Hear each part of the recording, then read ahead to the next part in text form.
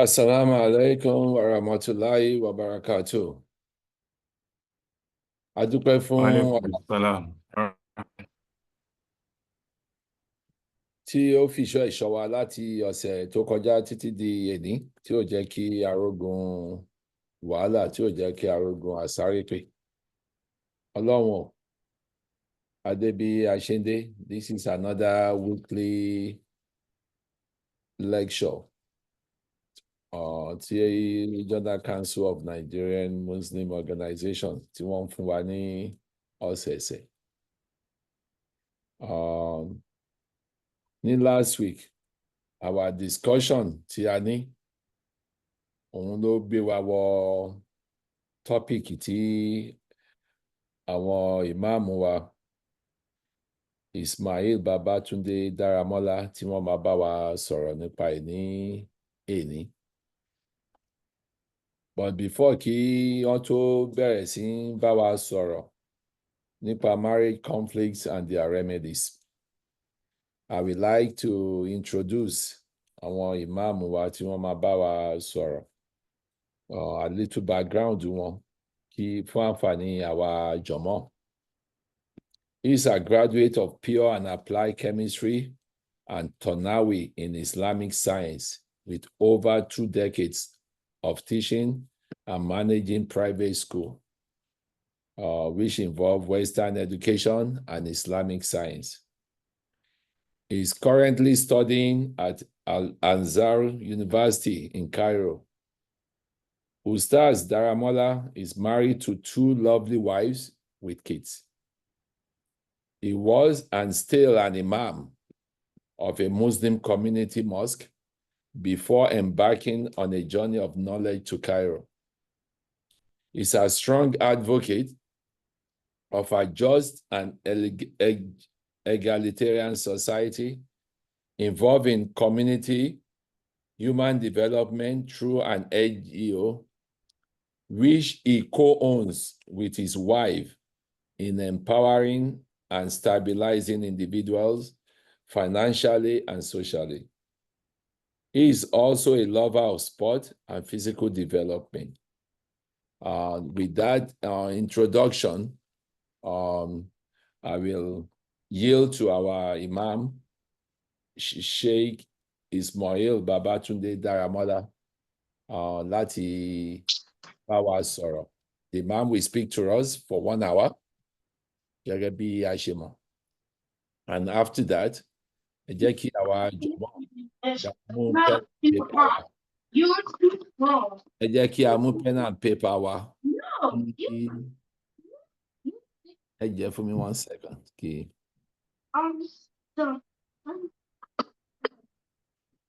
Sorry, I can't do that.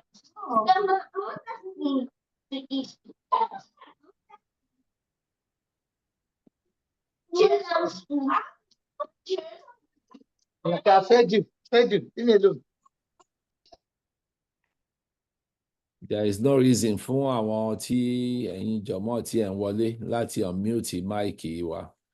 We say this all the time, but for whatever reason, I guess some people just do it for,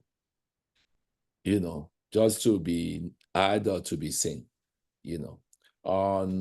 With that said, Imam, Bismillah, the floor is yours. صلوا على النبي الكريم. صلى الله عليه وسلم. صلى الله عليه وسلم. أعوذ بالله من الشيطان الرجيم.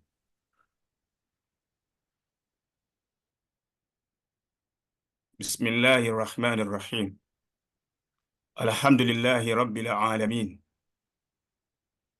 ولا عاقبة للمتقين ولا عدوان إلا على الظالمين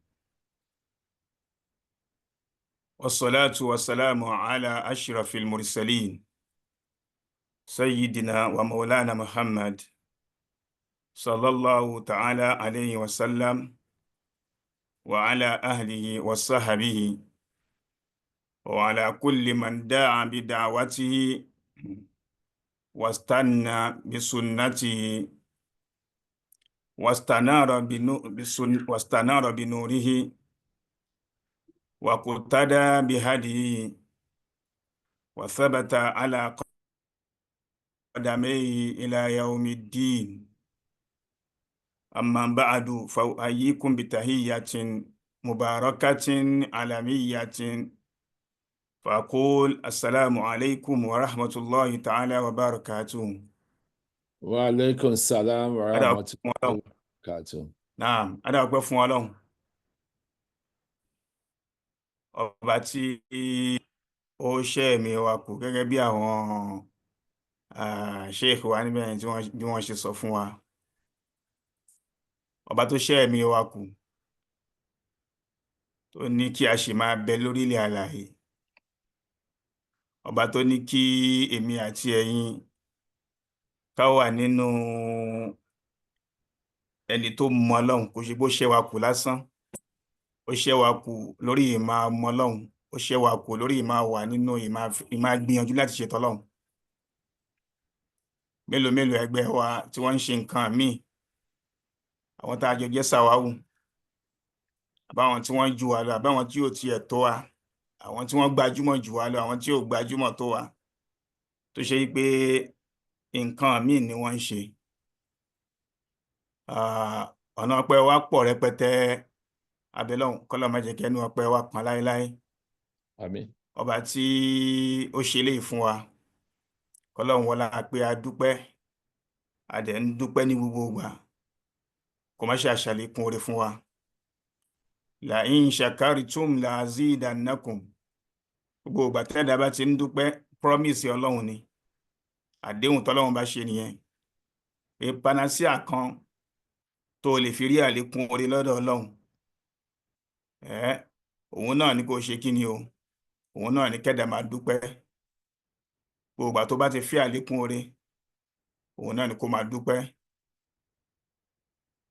Èèyàn ò ní ná kinní kan nínú tọ́lọ́run bá ṣe fún, nínú owó ni àbálàáfíà ni àbí mímọ̀ ni, kó ná pẹ̀lá níyàn tó mọ́, àfi kọ́lọ́run bá àlékè ọlá ṣe àlékún ẹ̀ fún. Ọlọ́run bá àlékè ọlá abẹ́ o, Ọlọ́run wọlá ìgbìyànjú kékeré tá a ṣe yìí, kòkú iṣẹ́ àwa nìkan la wà ní ìlú ọba. We have others there that are doing entirely different from what we are doing. We pray Allah subhanahu wa ta'ala to reward us both in this world and in the hereafter. Adá ọpẹ́ fún Ọlọ́run bàbá kan náà, alladhi halala an-nikah. Ọba tá a dá ọpẹ́ fún, òun lọ́ba tí ó ṣe ní ẹ̀tọ́ ìmá fẹ́ra wa lọ́kùnrin àti lóbìnrin, ìmá bára wa jọ ní àṣepọ̀ ní tọkọtaya. Ọlọ́run bá ló ṣe lẹ́tọ̀ fún wa. Ó sọ nínú àyà kan ní fala taqrabu zina, ẹ má ṣe súnmọ́ zina, ẹ má súnmọ́. Ọlọ́run bò ní ẹ má ṣe o, Ọlọ́run ní ẹ má débẹ̀ o, ó ní ẹ má súnmọ́ ni.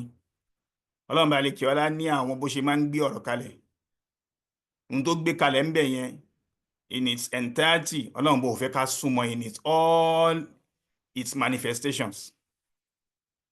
Ọlọ́run bó fẹ́ ká súnmọ́. Ọlọ́run bá ń sọ nígbà míì, tilka ayatullah, tilka hududullah, àwọn àlà Ọlọ́run bá lélẹ́yìn, fala ta'taduha, ẹ débẹ̀ ṣùgbọ́n ẹ má kọjá bẹ̀, ẹ débẹ̀ ẹ má kọjá bẹ̀. Tilka hududullah, bọ́lọ́run bá ṣe máa ń sọ̀rọ̀ nígbà míì nìyẹn, fala ta'taduha, ẹ má kọjá bẹ̀. Níbo mi a sọ pé tilka hududullah, eléyìí ni àwọn àlà wa Ọlọ́run, these are my limitations, fala taqrabuha, do not even move close. And one of such is zina. And that is why Allah subhanahu wa ta'ala has made, Ọlọ́run wá ní gba kinní kan lọ́wọ́ ẹ̀dá, mo fẹ́ ká lọ dìyẹn mú. Ọlọ́run bá ò ní gba kinní kan lọ́wọ́ ẹ̀dá, àyàfi kó fi tó bẹ́tà rọ́pò ẹ̀. Fún gbogbo ẹ̀dá tó ní làákàyè pátápátá, wa ma yadhakkaru illa ulul albab. Ọlọ́run bá dẹ̀ lóhun òbẹ́ nìkan kan sọ̀rọ̀, àwọn onílàákàyè lòun bá sọ̀rọ̀. Wa ma ya'qiluha illa al-alimun. Gbogbo àwọn èèyàn tó máa ṣe rọ̀rí sílẹ̀, àwọn onímọ̀ ni, àwọn tí wọ́n jẹ́ onímọ̀ ni wọ́n máa ṣe rọ̀rí sílẹ̀.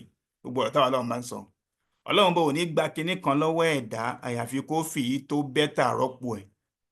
Nínú kéèyàn ṣe zìnà, kó máa wò fòfòfò bóyá ìyàwó níyàwó ló fẹ́ bá sùn ni àbọ́kọlọ́kọ ló lọ bá ni ó wá máa ní láti wò ṣé wọ́n ti ń bọ̀ ṣé wọ́n ti tilẹ̀kùn ṣé àbí tó fọkàn balẹ̀ pẹ̀lú òun àtìyàwó ẹ̀ nínú ilé nígbà tó bá wù lásìkò tó bá wù láàyè tó bá wù ní style tó bá wù.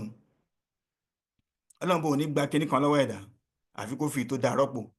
Bọ́lọ́run bá ní ká má jẹ kinní kan kò sí Bọ́lọ́run bá fẹ́ jẹ kì í Bọ́lọ́run bá nílò kinní yẹn fún nǹkan kan specially and in fact tá bá lọ wò ìdí kinní yẹn àtàwọn nǹkan míì bẹ́ẹ̀ bẹ́ẹ̀ tọ́lọ́run bá lè kí ọlá kọ̀ fún a rí pé àǹfààní tó wà ń bẹ níbi ká jìnnà sí ó ṣe kinní ó pọ̀ ju ká súnmọ́ lọ. Yẹn náà bá yẹ sọ fún wa pé zina ẹ má súnmọ́ innahu kana fahishatan ìdí tí mo ṣe ní kẹ́ ẹ má súnmọ́ torí gbé fahish ìwà àbàjẹ́ ni ìwà burúkú ni ìwà tí ò dá ni wàsá àṣẹbíìlà ọ̀nà tí ò dẹ̀ dá ni ọ̀nà àánú ní ọ̀nà tó máa padà wá gbéyàn rí ìbínú Ọlọ́run ni abẹ́lọ́run bá lè kí ọlá kọ́lọ́run bá lè kí ọlá má ṣe àṣẹ ní ọ̀run fún wa. Bákan náà anábì wa Muhammad sallallahu alayhi wa sallam anábì ní an-nikahu sunnati tá a bá ti ń rí ayé al-Qur'an a gbọ́dọ̀ máa rí àdísì tó wá padà wá ṣàlàyé ẹ̀ torí pé all Islamic knowledge pátápátá is centered around the Quran and Hadith. The basis is the Quran and the Quran and the Hadith has come to explain it. Ànábì ò dẹ̀ ní sọ kinní kan nínú àwọn ọ̀rọ̀ àbí nínú ìṣe àfi kó jẹ́ pé Allah subhanahu wa ta'ala has inspired him. Innahu la yantiqu anil hawa in huwa illa wahyun yuha allamahu shadidul quwa. Ànábì ò ní sọ kinní kan àfi kó jẹ́ pé Ọlọ́run bá àlekèọlá ló inspire láti sọ. Wọ́n sọ fún wa pé nínú ìmá ṣe kíní o Ànábì sallallahu alaihi wasallam Ànábì ní an-nikahu sunnati ẹ̀rí nìká ìṣíṣe nínú súnèmí Ànábì ni faman ragiba an sunnati falaysa minni ẹni tó bá ti wá gbé sílẹ̀ tí ò ṣe ìdí tó wù kó lè sọ tó ti yàtọ̀ sí di tinú ẹ̀sìn tí ẹ̀sìn ńlá kalẹ̀ àwọn ìdí kan wà tẹ́sìn ńlá kalẹ̀ tágbé eléyìí má súnmọ́ nìka ẹ̀ má ṣe nìka ẹ̀ àwọn ìdí yẹn wà bó ti ẹ̀jẹ̀ bó kéré. So súnà Ànábì ni ká ṣe nìka ẹ̀ abẹ́lẹ́ ọ̀nba lè kí ọlá gbogbo ìta ti ṣe kí Ọlọ́run bá lè kí ọlá kó wá ṣàgbà ní ẹ̀sìn fún wa gbogbo ilé tí ó ń rí ìdùnnú báyìí Ọlọ́run jẹ́ kí ìdùnnú kó lékún bẹ̀ ètò dẹ̀ ń mì lẹ́sẹ̀ Ọlọ́run bá lè kí ọlá kó bá wa mú wọn dúró Ọlọ́run bá lè kí ọlá bá wa tún wọn ṣe Ọlọ́run bá lè kí ọlá bá wa ṣe dáadáa fún wọn. láì ò ní gbà wá lásìkò mo rò pé the code mixing is okay àbí we want us to adapt a particular code. No, but I should feel comfortable now, Nisa. All right. I will try to code mix, inshallah. Okay. Now, mo fẹ́ kọ́kọ́ lay background lórí the topic before me. Marital issues or marital crisis, remedies and solutions. Mo fẹ́ lay àwọn background kan tí mo fẹ́ kí gbogbo ká ṣe àkíyèsí ẹ̀ ní ọ̀pọ̀lọpọ̀. The backgrounds are this. Àkọ́kọ́ tó gbọ́ kọ́ lọ mọ̀ wípé relationship pọ̀ láyé. Ọlọ́run bá olè kí Ọlọ́run dá wa ká máa dáṣe nìkan ẹ̀dá tó bá ti ń dáṣe tó bá ti wà lóhun nìkan irú ẹ̀dá bẹ́ẹ̀ a máa fura sí ṣàkúdáyà ni àbí bó ti rẹ̀ pé ó ní ipa tí ojú tí Islam fi ń wo àkúdáyà ọ̀rọ̀ míì nìyẹn àbí kí ló ń ṣe ṣó ní issue ṣó ní problems ni. Relationships pọ̀ láyé láàrin ọkùnrin àtọkùnrin obìnrin àtobìnrin obìnrin sọ́kùnrin tó ń jẹ́ ọkọ àtìyàwó business relationship gbogbo àwọn relationships yìí pátápátá bọ́lọ́run bá lè kí ọlá ṣe dá wọn bó ṣe dá ẹ̀dá gbogbo wọn náà ní challenges tiwọn gbogbo ẹ̀ pátápátá ló ní challenge bí èèyàn bá dáwà gan ó ní challenge tiẹ̀ kẹ́dà dáwà ó ní challenge tó wọn máa face ká má ṣe wá sọ pé à ń pé méjì à ń pé mẹ́ta à ń pé mẹ́rin a ní challenges gbogbo relationships pátápátá ló ní challenge. Bàbá tí wàá mú eléyìí a mọ̀ yìí pé Ọlọ́run bá lè kí ọlá ó bọ́ tress eléyìí fún wa nínú Suratul Balad Ọlọ́run bá ní laqad khalaqna al-insana fi kabadin. Laqad khalaqna al-insana fi kabadin. Check Quran 90 verse 4. Laqad khalaqna al-insana fi kabadin. We have created human beings with challenges. Challenges lóní rànran. Ìtẹ́dà máa báyìí hatta yawm al-qiyamah. Ó dìgbà tẹ́dà bá dálìkì bá kọ́lọ̀ inshallah kọ́lọ̀ ń jẹ́ àwọnú àlùjánnà ìgbà yẹn lẹ̀dá máa tó nísìnyí. Bọ́lọ̀ ń bá àlékè ọlá ṣe dálé ayé khuliqal insana min ajal khuliqal insana da'ifa. Lọ́mọ náà ń dá wa ní lílẹ̀. Gbogbo àwọn characteristics Ọlọ́run bá àlékè ọlá kójọ yìí òun ló ń fa challenges láàrin ara wa. So àkọ́kọ́ ni pé ká lọ mọ̀ pé relationships pọ̀ láyé, oríṣiríṣi relationships. Kò dẹ̀ sí kan tó múrí bọ́ nínú challenge. Allah subhanahu wa ta'ala has buttressed that. Laqad khalaqna al-insana fi kabad. Àwọn Ọlọ́run bá la dá yín sínú ìpa yín kéke, a dá yín sínú làásìgbò, a dá yín sínú kẹ́ máa bára yín ṣe wàhálà. Kẹ́ máa ṣe wàhálà lẹ́yìn nìkan, kẹ́ máa bára yín ṣe wàhálà, a dá yín sínú bẹ́ẹ̀ ni. Wàhálà yín dẹ̀pọ̀ challenges yẹn ó pọ̀ oníranran ni. Èyí tó bó ṣe kọjú sẹ́lòmíì, ẹ̀yìn ló kọ sẹ́lòmíì, ẹlòmíì bá issue financial issue náà ni. Ẹlòmíì intimacy issue náà ni. Ẹlòmíì social issue ni. Issues yẹn pọ̀ lóníranran tó ṣe pé kí ni o a lè ṣe tán a lè kà wọ́n tán. Ọlọ́run bá ní inna sa'yakum la shatta. Inna sa'yakum la shatta. Your struggles are different. Your challenges are vary. So èyí tó bá kọ sí wọ yẹn gbìyànjú gẹ́gẹ́ bí òwe Yorùbá àbí ọ̀rọ̀ Yorùbá. Àwọn ṣéèkì sọ fún wa wọ́n sọ fún wa láàyè kan nínú class níjọ́ kan pé ìtọ́lọ́run bá mú bẹ́ẹ̀ nínú challenge láyé. Ìtọ́lọ́run bá mú bẹ́ẹ̀ dánú challenge láyé. Gbìyànjú kó rọra máa live pẹ̀lú ẹ̀ kó dẹ̀ máa bẹ lọ́hùn tí. Tó o bá ti fẹ́ tẹ́. Ẹni tó bá fẹ́ tẹ́ ló máa gbé tí eléyìí ṣe wá ṣẹlẹ̀ ó ṣe jẹ́ mi ó ṣe jẹ́ ọba who are you. Ẹni tó bá fẹ́ tẹ́ nìyẹn ló máa ń sọ bẹ́ẹ̀ fọlọ́run. Torí pé kò ẹnìkan ò ṣẹ́kù láyé ò ṣe kí ni o láyé ò jẹ́ pọ́lọ́run bá lè kí ọlá mi wò. Ahasiba nasu an yutraku an yaqulu amanna wa hum la yuftanun.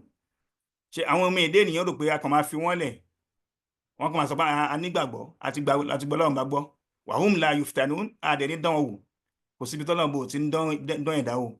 If your own test, if your own issue is in marriage, rọra gbà bẹ́ẹ̀ kó máa ṣe kí ni o kó máa bẹ lọ́hùn tì. Try as much as possible to mend your ways and kéèyàn ṣe kí ni o kó gbìyànjú kó dẹ̀ bẹ lọ́hùn kó dẹ̀ gbìyànjú láti ṣe ohun tó yẹ kó ṣe. Walaqad fatanna alladhina min qablikum torí pé kí ni a ti dán àwọn tó ṣíwájú yẹn a ti dán o.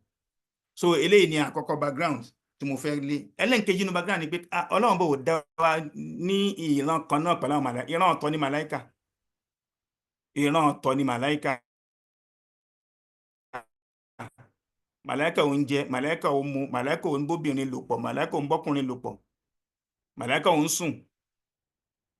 Àwọn ẹ̀dá la ní gbogbo àwọn qualities yẹn lára. Bá a ṣe wá ní qualities yẹn, the demand for these qualities, the demand for food through hunger, the demand for sex, the demand for drink and a whole lot of other things. Tí kìíní ò bá ti wá nígbà tó yẹ kó wá, ó máa ń fa ìjà lára àwọn tó máa ń fàjà ní. Ó lè rí ìjà láàrin màláíkà láíláí torí pé wọ́n ní kìíní yìí lára. Ara ẹ̀dọ́ nínú Bani Ádámọ̀ náà ló ti máa ń wáyé torí pé a ní bùkátà sáwọn kìíní yẹn. Tí ò bá ti wá lásìkò tá a ṣe kíní o lásìkò tá a expect ẹ̀ ó máa ń ṣe kíní o ó máa ń dá ìjà sílẹ̀.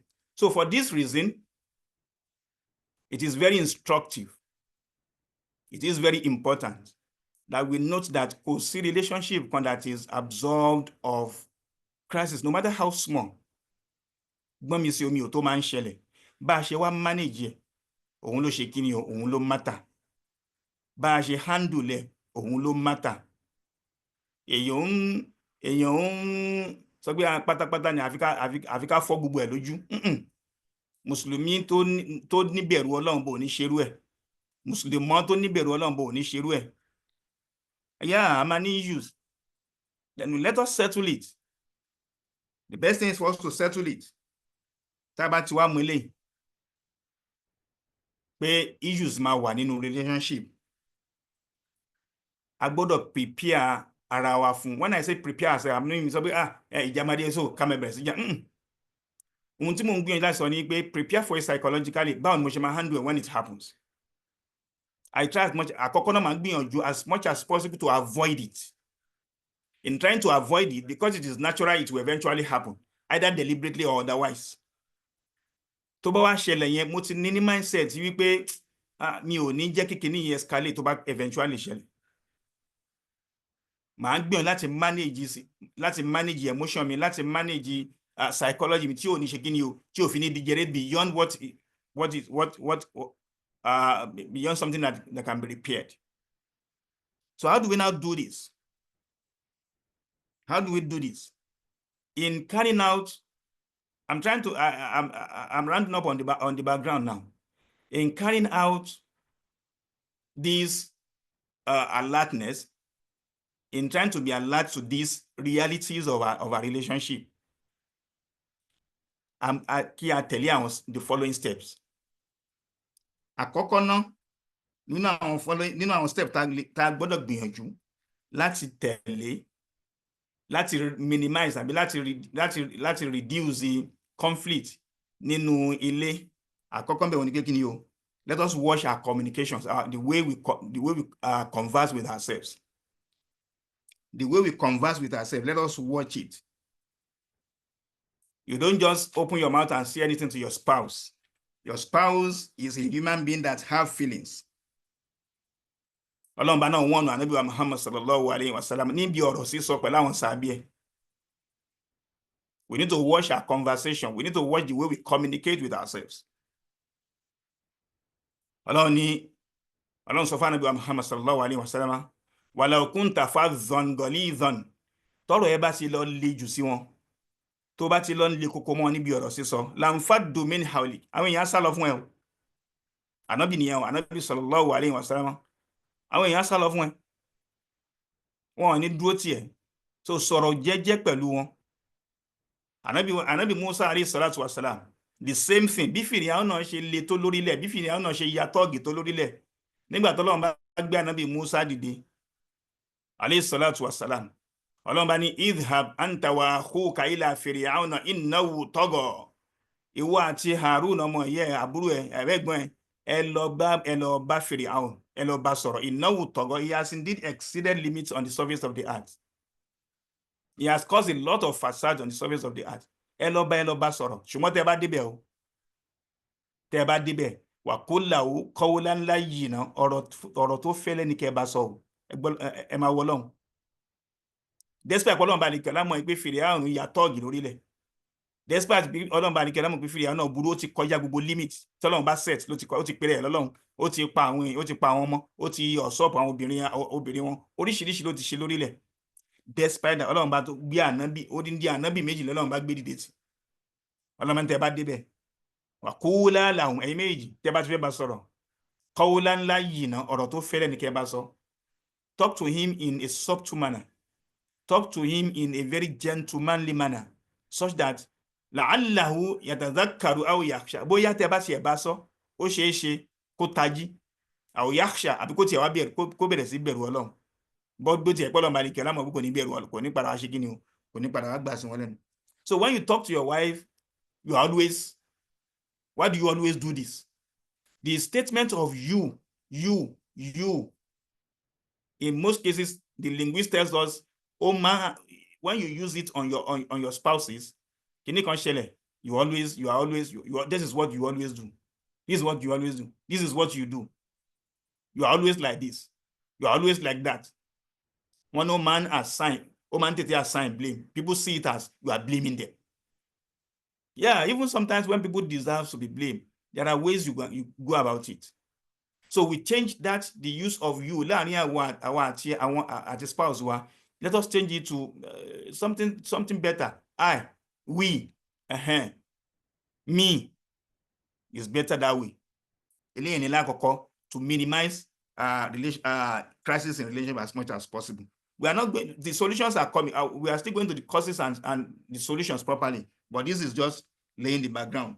So the second one is Try as much as possible to do things together. Try as much as possible to do things together in your relationship. When you do things together, Ọlọ́run bá rí kẹ́lá náà sọ, وَتَعَوَّنُوا عَلَى الْبِرِّ وَالتَّقْوَى. وَتَعَوَّنُوا عَلَى الْبِرِّ وَالتَّقْوَى. Ẹ máa jọ ṣe papọ̀, ẹ máa encourage ara yín níbi ibi iṣẹ́ rẹ̀, ibi iṣẹ́ dáadáa. Encourage yourself to do good things. Encourage yourself to do the right thing. So encourage your husband, encourage your wife to do the right thing. This will build a very beautiful relationship. Láàrin, this will be a very beautiful. Ànábì sallallahu alaihi wasallam. Ànábì náà encourage wa lórí kíni o, lórí irú nǹkan bẹ́ẹ̀. Ànábì ní al-muslimun. Ànábì ní al-muslimun kal-bunyan. Rí àwọn Mùsùlùmí ṣe ni wọ́n dàbí ògiri ilé. Yashuddu ba'duhum an ba'd. Wọ́n máa ń ranra wọn lọ́wọ́ ní the blocks tá tò papọ̀. Blocks tá tò papọ̀. Àwọn block yẹn ló máa ń ranra wọn lọ́wọ́ láti jẹ́ kí ògiri dúró. A kàn lè gbé block kan sílẹ̀ ká tó bá ti kọ́lé. Block méjì mẹ́ta tá kì bọnú ara wọn, òun ló máa jẹ́ ká àti rí ògiri. Bí Mùsùlùmí ṣe rí nìyẹn. A máa ń ranra wa lọ́wọ́ ni láti ṣe kíni o, láti ṣe pa dúró. The next thing we need to do is to work on ourselves. Work on yourself as a spouse. At the start of a relationship, work on yourself. Work on the perceived attitude people have about you. Sometimes people have told you before you marry, you are quick at laying accusations to people. You are quick at laying blames. You are quick at gbogbo àwọn nǹkan tó ti rí pé àwọn èèyàn ń sọ lórí ẹ yẹn. When issues happen between you and your spouse, quickly recollect and adjust yourself. Eléyìí ló máa jẹ́ kí kíni o, ló máa jẹ́ kí issues of conflict go reduce. Then, as much as possible, let us show appreciations amongst ourselves. Appreciation does not always mean it may not be verbal every time. Yes, verbal is good, is better, but then try to avoid something. Fún àpẹẹrẹ ńsìn, ìyàwó ẹ ṣẹ̀ṣẹ̀ clean ilé tán. Ó dẹ̀ dé, ó ti park everywhere, ó ti park table, ó ti park bed, ó kàn bọ́ṣọ, ó bọ́ síbi tó ti clean, ó bọ́ bàtà, ó bọ́ síbi tó ti gbá.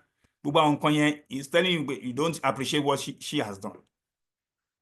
That's what you are trying to say. So try as much as possible to understand and appreciate what people has done to you or done for you.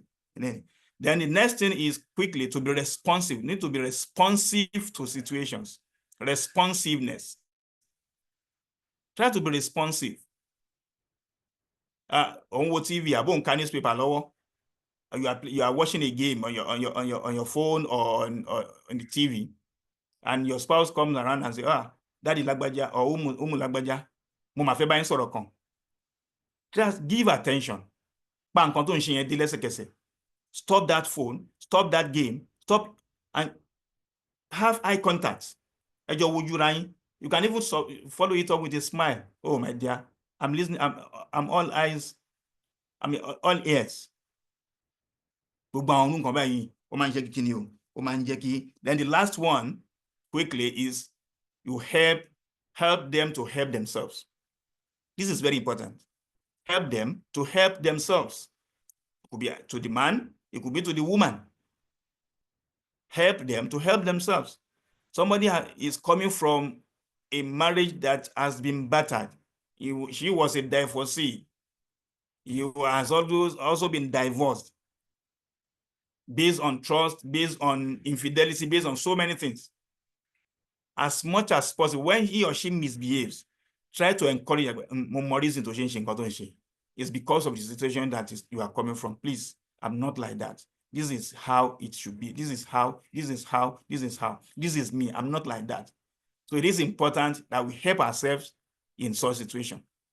So we have been able to lay the background that no relationship is perfect, no relationship is smooth, but then our ability to be able to prepare for it and psychologically and physically is important to be able to mitigate as much as possible or reduce conflict. Now, let us look at, there are various case studies. There are various case studies that we probably will look at, especially in your domain there. In your domain there are issues with marriage in the Western world.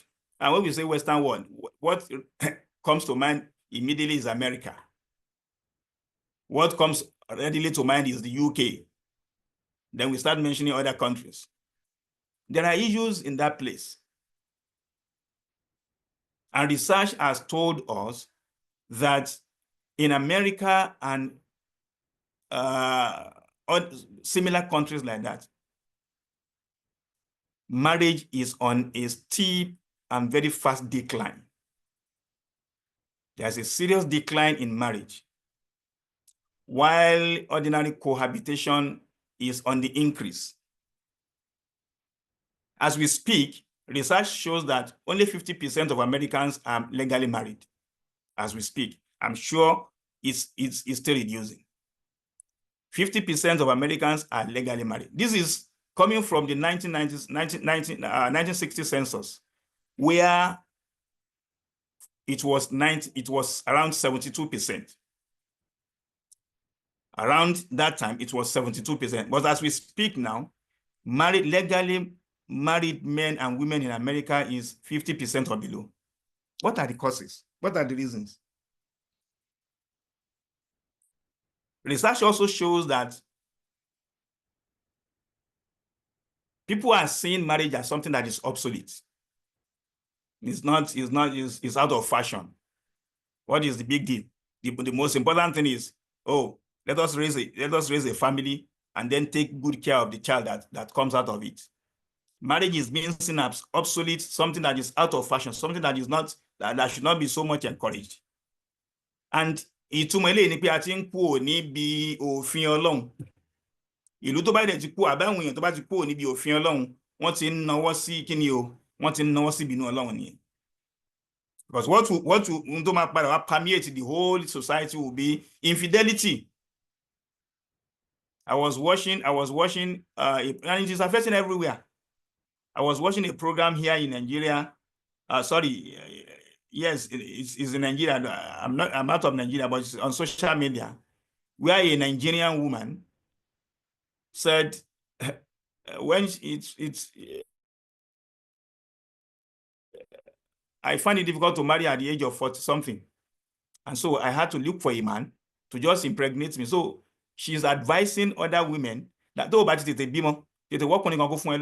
question I was asking myself is, what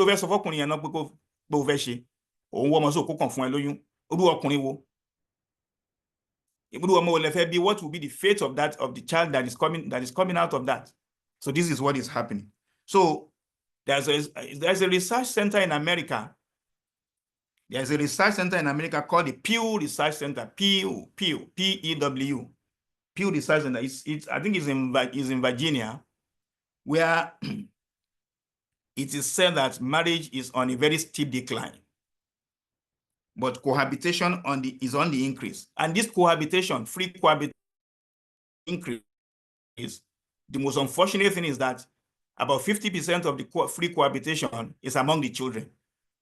Is among the children of that are below marriageable age. So this is a concern.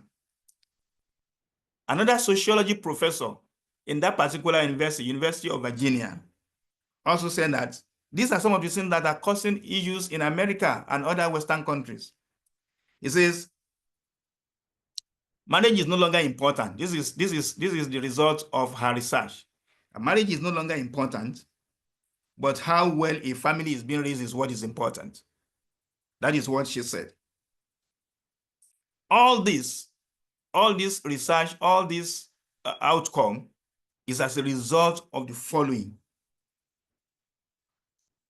In 1960, if you go online, in 1960, late 60s and 70s, there was the women liberation in America, women liberation movement, where women were fighting to, look, we can't continue to stay under a man again. We want our own freedom, as if there was no freedom. As if they didn't have freedom.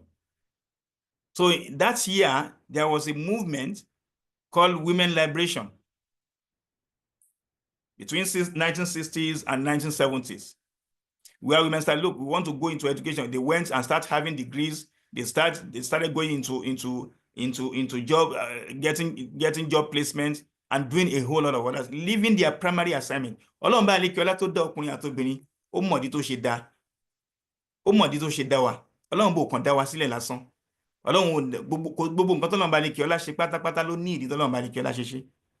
Ọlọ́run dá ọkùnrin, ó dẹ̀ fún wọn ní responsibility nínú marriage. Ọlọ́run dá obìnrin, ó fún wọn ní responsibility nínú marriage. Responsibility ọkùnrin is purely supplying the needs of the family. Supplying the needs of the family financially, protecting the family physically and spiritually, protect the family. These are the role of men in relationship. Ọkùnrin ò ń ṣe ọkùnrin Mùsùlùmí ò ń ṣe ọkùnrin tó lẹ. Ànábì sallallahu alaihi wasallam, Ànábì ní al-muslim qawiyyun khayrun min al-muslim ad-da'if. Al-mu'min qawi, olùgbàgbọ́ òdodo tó ṣe gíní tó ní kàṣán, ó ní oore ní ọ̀dọ̀ Ọlọ́run ju tó lẹ lọ. So ọkùnrin ẹnìkan kan lè fọ́ tàyàwó ẹ̀ láyà kó má mú tó máa ṣe gẹ́gẹ́ bí mùsùlùmí. Bó ti ẹ̀pá méjì náà lórí níwájú Ọlọ́run, gẹ́gẹ́ bá Ànábì sallallahu alaihi wasallam bóyá sọ fún wọn. So this is what is happening. And women, the role of women in the society is purely raising the children. But we have seen that women have jettisoned those roles, even outside the America, even here in Africa. Women are competing for jobs with men. We are competing with ourselves for jobs and for job placement and every other responsibility in the society, leaving the primary responsibility at home. And so the resultant effect is what we are seeing, where children are becoming what they are becoming. Eni mo ṣe rí a video that is of two brothers, the same family. One is 18 years, one is 20 years. The two of them went after a small boy of about 10 years, beheaded him for money rituals. Almost 19, almost 20 years, almost 18 years, almost 20 years. Because family have left responsibilities on their children. And we have a lot of that in the society, we start to mention. Another cause of this problem in America and its environment is the expectation from marriage, unrealistic marriage expectation. Unrealistic marriage expectation. Research also shows that the expectation of spouses, especially women, in relationship is out of this world. And so because some men are unable to meet those expectations, the next thing is to call for a divorce. The next thing is to cause issues in the family. Other ones are infidelity, abuse, drug abuse, and a whole lot of other things. When we look at all these issues, another one that is very important, can take notes, that we have to work on, that is even giving me as a person a serious concern, is the extreme favoritism of the law of that land to a particular sex, and especially the woman. I have cases, at least 2 cases that I can mention here, where the woman, because there were issues between her and her husband, and the law says, look, get out and leave everything for the woman. Go and look for your livelihood elsewhere. And because some women have realized that, they easily bring up issues. They easily bring up issues and then call on police. I think recently the police in the UK said, look, Nigerian woman, don't call us again. You have seen that this, because the law favors you, you always come around to come and report your husband. Don't call us again. It has gone that bad. Ọ̀rẹ́ wa kan tóun náà kúrò láàrin wa tó lọ sí UK. Òun ló struggle tó mú ìyàwó ẹ̀ kúrò ńbí nígbà tó lọ. Òun ló struggle tó mú ìyàwó ẹ̀ kúrò ńbí tó mú lọ tó lọ wáṣẹ́ fún tó ṣe oríṣiríṣi tó settle it down. As we speak now, the man has no access to his children because there were little issues among them. And because the woman feel, because the law of this land favors me, let me do anything I wish. Wọ́n ti sọ òfin Ọlọ́run bá nù. Wọ́n ti gbé òfin Ọlọ́run bá sẹ́gbẹ̀ẹ́. Òfin ìlú tó favor wọn yẹn, òun náà ṣe gíní, òun náà ń tẹ̀lé. kò dẹ̀ sí ohun tó ń lọ bẹ́ẹ̀ tí kò sí ohun tó ní àlọ́ tí ò ní padà ní àbọ̀. That is what many of them fail to realize. So this law, we need to be as much as possible. Ká fi òfin Ọlọ́run ká fi ṣe kí ni o, ká fi dìrà mọ́lẹ̀. So quickly,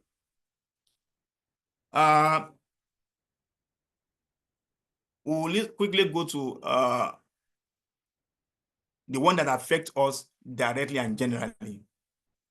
So what are the causes of marriage crisis? Then we now go to the remedies and provide some solutions, practicable solutions. The first among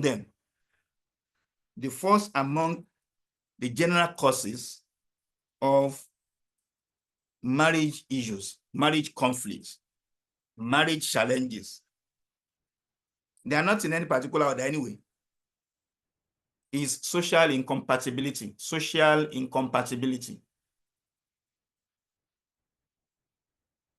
When the man and the woman are not socially compatible, what do I mean? Let me give an example. Maybe that will make it more clearer. When I was serving in 1998, I served in Lagos State, and I met a friend in the camp, and this guy, towards the end of the orientation, spotted a lady and said he wanted to marry her. We were very close. I was the mom of the mosque there, of the camp there. And so he became very close to me. The lady also became close to me. You know the level, where you came from as a man. You know your background, you know your social background. Yeah, you have gone to school, you have, but your background is socially different from that of your spouse. The lady in question is of high level, but she's gentle. She's a Muslimah, alhamdulillah. But then the fact is that her social background is far, far, far different from that of the man, as we can observe. In fact, on one occasion we went to her house, and to enter, she was living in one of the estates in Maryland, in Lagos State. And look, you came from Ajangbadi in Mile 2 and wanting to marry. Yeah, it is possible. But then in the long run, if it is not well managed, can cause issues, because you have a very wide margin in your social background. So social compatibility is important. If the man and the woman are not socially compatible, obìnrin tó lọ fẹ́ oní party ni, party ó like kó máa lọ party every time. Wo dey like party, azkar ni wọ́n fẹ́ máa ṣe, tajud ni wọ́n fẹ́ máa ṣe, lè pẹ́. You can't live together. These are some of the background checks you need to do before going into a marriage. You need to do those background checks. As we shall see later, it is important that we marry from a particular society, a particular environment. That is, I'm sure in this place, it is important. So, social incompatibility. The second one, that is a major cause of marriage issues, is sexual incompatibility too. Sexual incompatibility. If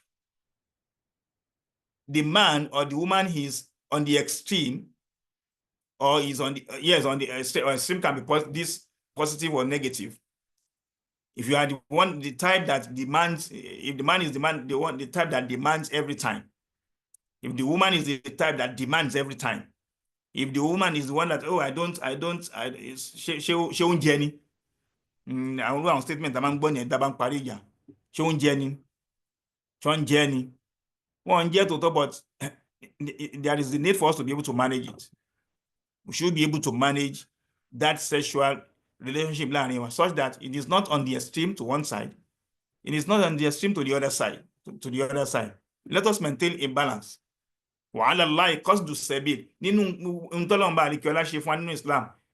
the middle course, not extreme to the right, not extreme to the left. So then the third one is when you have extreme, because of the kind of environment they find themselves, because of the relationship they kept before they married, because of the experience they had before they married. I used to have a close sister. I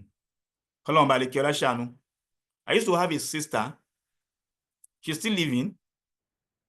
Alhamdulillah, we have been able to correct her now. Before, when she was young, when she was in secondary school, àwọn òwe tó máa ń kà jù, òun ni Mills and Booms, àwọn ìwé olórúkọ tó máa ń pèwé yẹn, àwọn tabloids báyìí ni, that is released on weekly basis.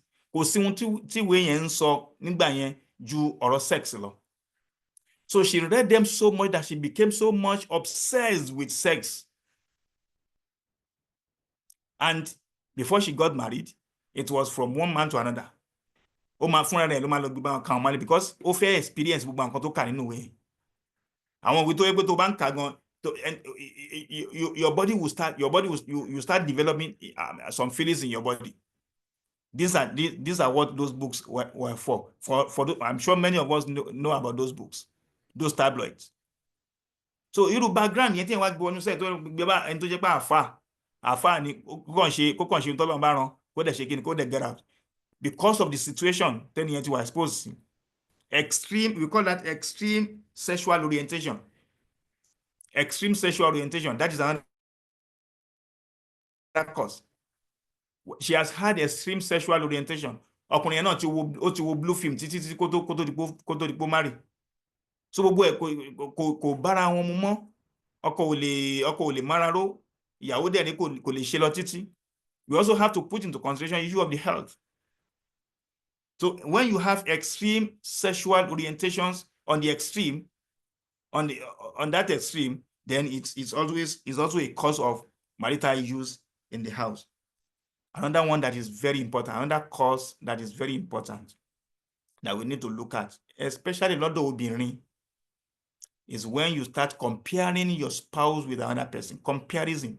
Don't compare. Yeah. You can make some analogies and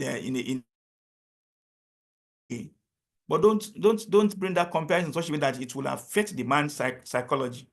Bí táwọn ẹgbẹ́ yín wà lẹ́wà yẹn, ẹ̀rí bí àfáà lágbájá ṣe rí ni, ẹ̀rí ń tá àfáà lágbájá ń ṣe ni, ẹ̀rí bí àfáà lágbájá bó ṣe ń progress ni. Don't compare, because this especially it affects the man so much. Ọkùnrin náà ń compare, but in most cases it is usually from the women folk to compare, because probably the husband is not doing what they are expected to do. They are not in the level they expect them to be. So that is another cause of marriage issues, marital challenges, is when there is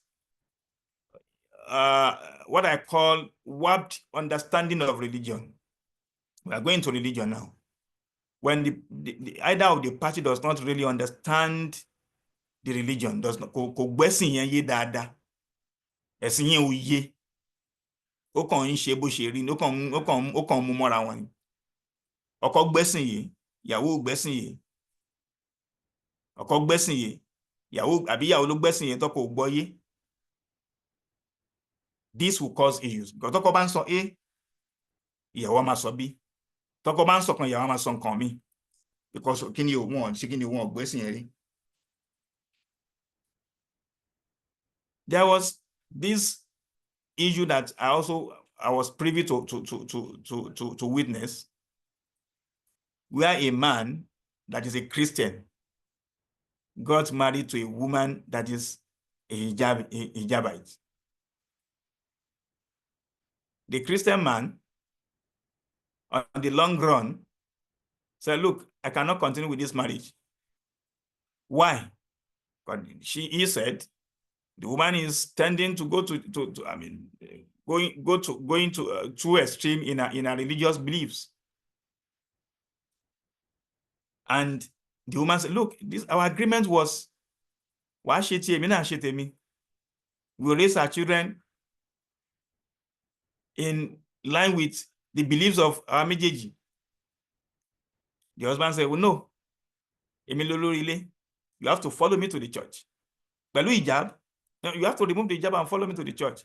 But I'm a practicing Muslim before you married me. Yes, I know. Issue started. And what are we saying here? At this situation to ṣe pé because of our infatuations kan, Mùsùlùmí tó jẹ́ pé oníjàb, ó padà lọ fẹ́ kí ni ó lọ fẹ́ Christian tó ó kíá ni ó wà kíárìn ni. Mo ti wọnú gbogbo àwọn àwùjọ Islam, mi ò rí brother tó wà kíárìn. So this man is caring. That's why I married him. Then you have started a big issue for yourself. A very serious issue you have created for yourself. So these are some of the causes. When there is religious incompatibility, then it is another red light that there will be issues in marriage. There will be issues in marriage. There are so many other causes that time may not permit us to be able to mention. Quickly, let us go to the solution. Some of us are already there. Some of them have issues with our marriages already. Some of us are able to manage it. Some cannot manage it. And for whatever reason, some have even left to divorce. But if you look into some of these solutions, by Allah, some of these solutions may start bringing solace to us, especially in the Islamic community. Number one of them is that we choose right. Choose right. Anabi Muhammad sallallahu alayhi wa sallam. Anabi sọ àwọn qualities tá gbọ́dọ̀ wò nínú obìnrin tá bá fẹ́ fẹ́, àbí tá gbọ́dọ̀ wò nínú ọkùnrin tá bá fẹ́ fẹ́. So what choosing right. Bọ́kùnrin bá fẹ́ choose obìnrin, kí làwọn qualities tó máa wò? Tóbìnrin bá fẹ́ choose ọkùnrin, kí làwọn qualities tóbìnrin yẹn máa wò? Àkọ́kọ́ a máa wò kí la máa ń wò lára obìnrin tá bá fẹ́ fẹ́. Ikhtiyaru zawjatu salihah. Báwo la ṣe make choice of a righteous woman. Afa ṣàlàyé fún wa. Afa ní ẹ̀rí ń tà ń pè lóbi azawjatu, ìyàwó, sakanun rajulun. Ibùgbé ọkùnrin ni o. Ibùgbé ọkùnrin ni obìnrin ló jẹ́. Wà fìrọ́ṣì, orí bẹ́ẹ̀dì tó ń sùn, òun náà lóbìnrin yẹn. Bí tọkùnrin ń sùn sí, òun náà lóbìnrin yẹn. Ìtumọ̀ ẹ̀ ní pé tóbìnrin bá jẹ́ obìnrin rénú ilé, tí ọkùnrin bá fẹ̀gbẹ́ lé bẹ́ẹ̀dì, tó bá wọnú ilé lákọ̀ọ́kọ́ náà, inú ilé yẹn á tutù mọ́, kódà kí gbogbo everywhere máa gbóná. Tó bá fẹ̀gbẹ́ lé bẹ́ẹ̀dì yẹn á tutù mọ́, kódà gbogbo orí bẹ́ẹ̀dì máa gbóná. Ẹ̀nà fáyín sọ fún wa pé ẹ̀rí obìnrin rí sákànù rọ́jùlìn, ìyàrá àlùbáríkà ló jẹ́ fọ́kùnrin. Wà fìrọ́ṣì àti bẹ́ẹ̀dì ẹ̀ tó ń sùn sí. Bákan náà, rọ́bàtán béètì, òun ló máa ń tọ́jú, òun olùtọ́jú ilé ẹ̀ ló jẹ́. Olùtọ́jú ilé ló jẹ́ fún. Wàṣẹ̀rí ìkàtù hayati, olùbádámọ̀ràn ẹ̀dẹ̀ ni. Olùbádámọ̀ràn ẹ̀ ló jẹ́. Wà ummu awladu, bákan náà òun ni ìyá àwọn ọmọ ẹ̀ o. Òun ni ìyá àwọn ẹ̀. So Ànábì sallallahu alaihi wasallam, Kùránì gan tiẹ̀ sọ fún wa. Ká wo ibi tá a fẹ́, ibi tá a máa padà wá. Igi, Ọlọ́run bá mú àpẹẹrẹ wá fún wa. Igi tá a gbìn sórí ilẹ̀ tó lọ́ràá, ó máa mú èso tó lọ́ràá jáde. Èyí tá a gbìn sórí ilẹ̀ tí ò lọ́ràá, èso jákujàku tí ò dá ló máa mú jáde. So kọkùnrin wo ibi tó fẹ́ gbìn èso ẹ̀ sí nínú obìnrin, kóbìnrin náà wo ibi tó fẹ́ gbà nínú èso sára ẹ̀ nínú ọkùnrin. Wàlẹ̀ aminatu ala mali, obìnrin tí wọ́n fẹ́ tó fẹ́ sílé, aminatu ala mali is a trust on your property. You should be able to trust her.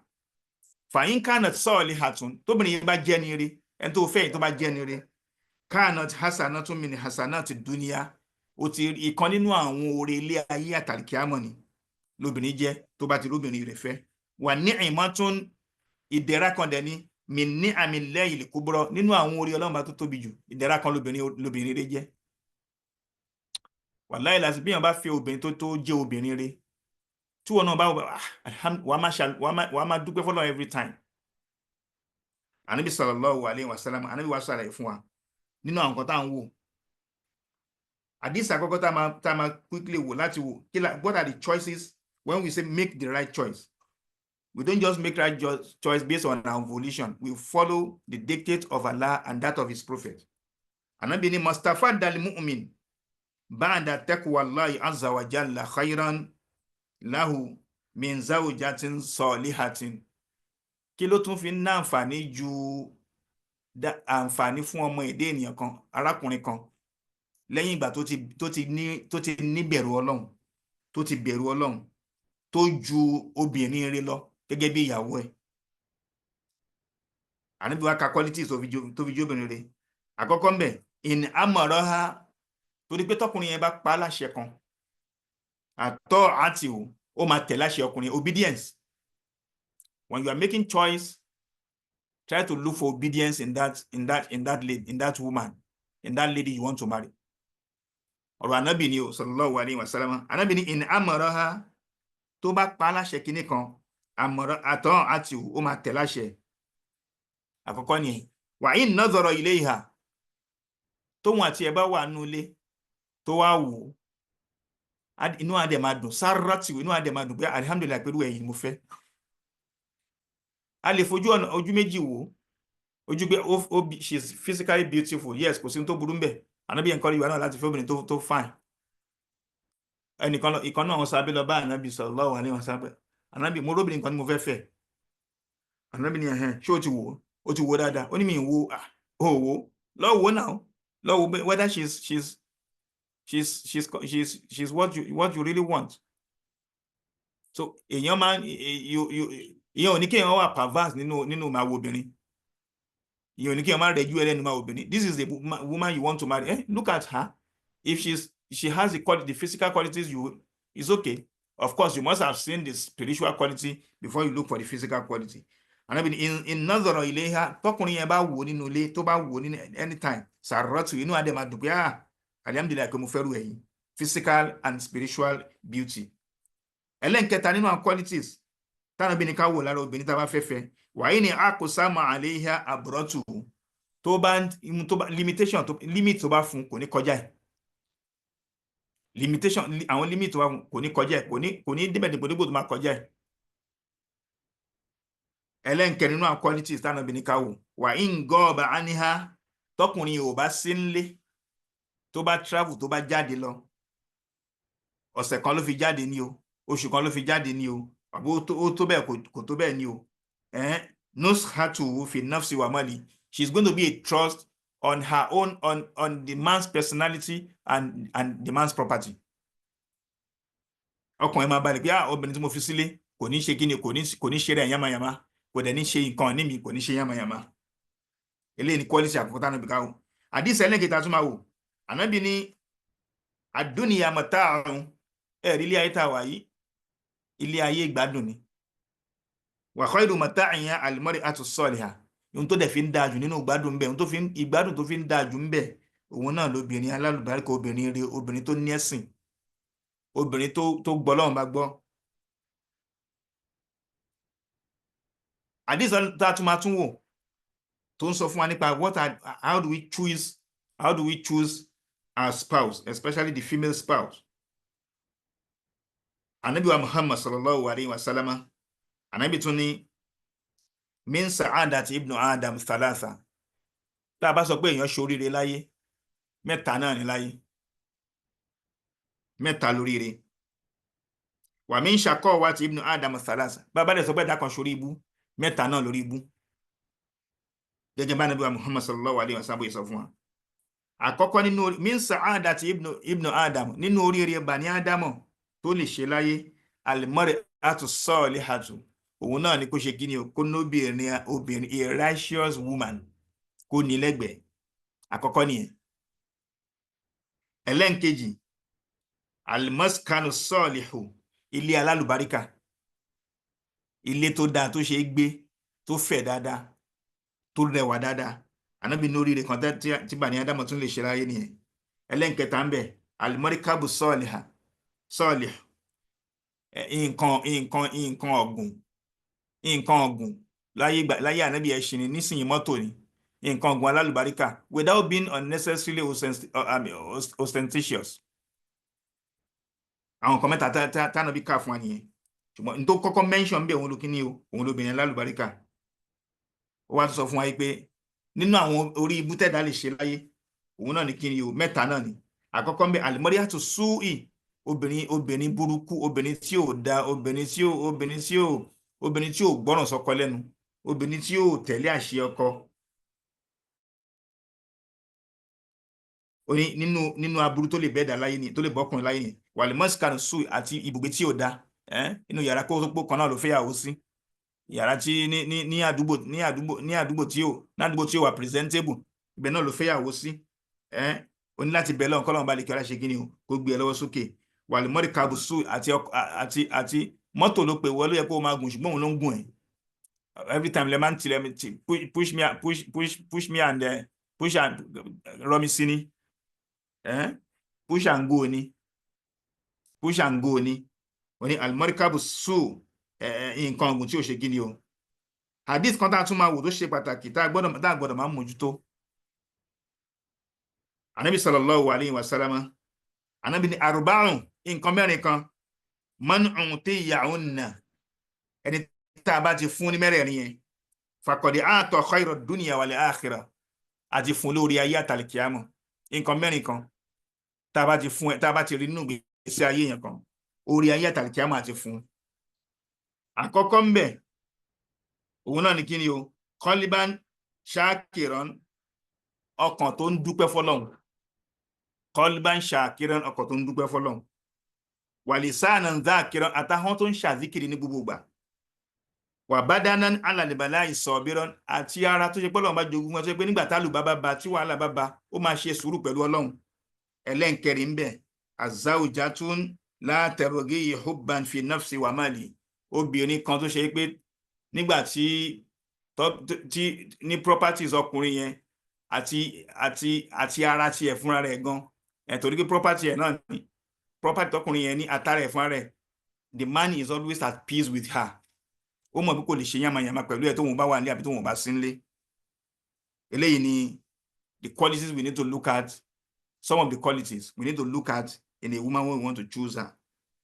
Then for a man, quickly, ẹnìkan lọ bá ìkan nínú àwọn àfáà ẹni rẹ̀, kí ni mo ní obìnrin kan tí mo fẹ́ ọmọbìnrin kan tí mo fẹ́ fi fọ́kọ. ó lọ bá Hasan ibn al-Basri. Hasan al-Basri òun là àfáà nígbà yẹn. ìkan náà ọmọ kí ẹ wá lọ bá, mo ní obìnrin kan àfáà, mo ní obìnrin kan ọmọbìnrin tí mo fẹ́ fi fọ́kọ, ta ni kí n fi fún? Hasan al-Basri sọ yìí pé ẹni tó fẹ́ fún, tí mo máa gbẹ advice kó fún ọkùnrin, not just anybody, ẹni tó bẹ̀rù Ọlọ́run. ìbẹ̀rù Ọlọ́run la nídìí lára ọkùnrin. tọkùnrin bá ti bẹ̀rù Ọlọ́run, bí ò bá ti, tó bá padà wá rí kinní kan lára, tó bá nífẹ̀ẹ́ á pọ́n obìnrin yẹn lé dáadáa, á gẹ̀. tó bá padà wá rí àléébù kan lára ẹ̀, kò ní ṣàbòsí ẹ̀, torí pé ó bẹ̀rù Ọlọ́run. ó mọ̀ pé Ọlọ́run bá máa bèrè lọ́wọ́ òun lálìkíyàmọ̀. so ìbẹ̀rù Ọlọ́run ní Hasan bá sọ ló ṣe kí ni o. ó ní inna li bintan, mo ní ọmọbìnrin kékeré kan, faman taro an azwajaha lahu, ta ló fẹ́ kí n fẹ́ fún? qala, Hasan bá sọ pé zawwajuha mimman yattaqillah, ẹni tó bá bẹ̀rù Ọlọ́run bá ní kó fún o. fàyín ahabbaha, tó bá nífẹ̀ẹ́, akrama, yóò pọ́nlé. wàyín abghadaha lam tó bá dẹ̀ bínú sí nígbà kan, kò ní ṣàbòsí ẹ̀. so ìbẹ̀rù Ọlọ́run ó ṣe pàtàkì nínú tóbìnrin gbọ́dọ̀ wà. má lọ wá, don't look for material things. Yeah, they are very good, but they should not be the first. They should not be the one that will prioritize over ìbẹ̀rù Ọlọ́run tó máa ṣe kí n tó máa guide ìgbésí ayé wa.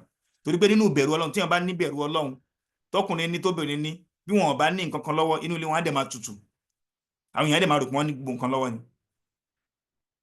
Ànábì wa Muhammad sallallahu alayhi wa sallam, Ànábì wa mú gbogbo ẹ̀sìn àtọkùnrin àtobìnrin o, ẹ̀sìn ṣe pàtàkì lọ́dọ̀ àwọn méjèèjì, àtọkùnrin àtobìnrin, ẹ̀sìn ṣe pàtàkì. Ànábì ní tunkahul mar'atu, tọkùnrin bá fẹ́ fẹ́ obìnrin, li arba'in, fẹ́ obìnrin for 4 qualities. àkọ́kọ́ lè jamaliha wo beauty ẹ̀. Is she beautiful to your taste? Wà lè maliha wo tó bá lówó lọ tó bá jẹ́ pé ẹni tó lówó lọ tó lè assist ẹni tó níṣẹ́ tó ń ṣe.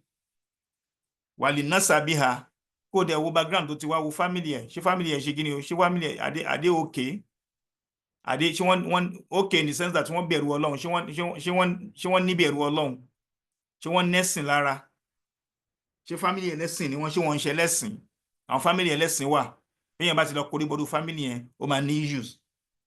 Ẹlẹ́nkẹrin ń bẹ̀ tánàbí ní kí ká wò dáadáa òun náà ní kí ni o, wàlídì níhà òun náà lẹ́sìn ẹ̀, ẹ̀sìn ẹ̀ ànábì ní ká wo ẹ̀sìn ẹ̀, torí tá bá wo eléyìí tó bá jẹ́ ìlà wò ànábì ní farizata díìní tẹ́rìbà ti yàdá, gbé ẹ̀sìn síwájú kó o má bàa padà wá regret lọ́la.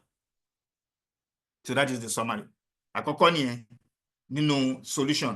Ẹlẹ́nkejì nínú solution òun náà ní kí ni o, there's the ohun tí ọ̀pọ̀lọpọ̀ àwọn mùsùlùmí ò ń ṣe except lately táwọn kan ṣẹ̀ṣẹ̀ ń gbégbẹ́ kiri, òun náà ni counseling before marriage.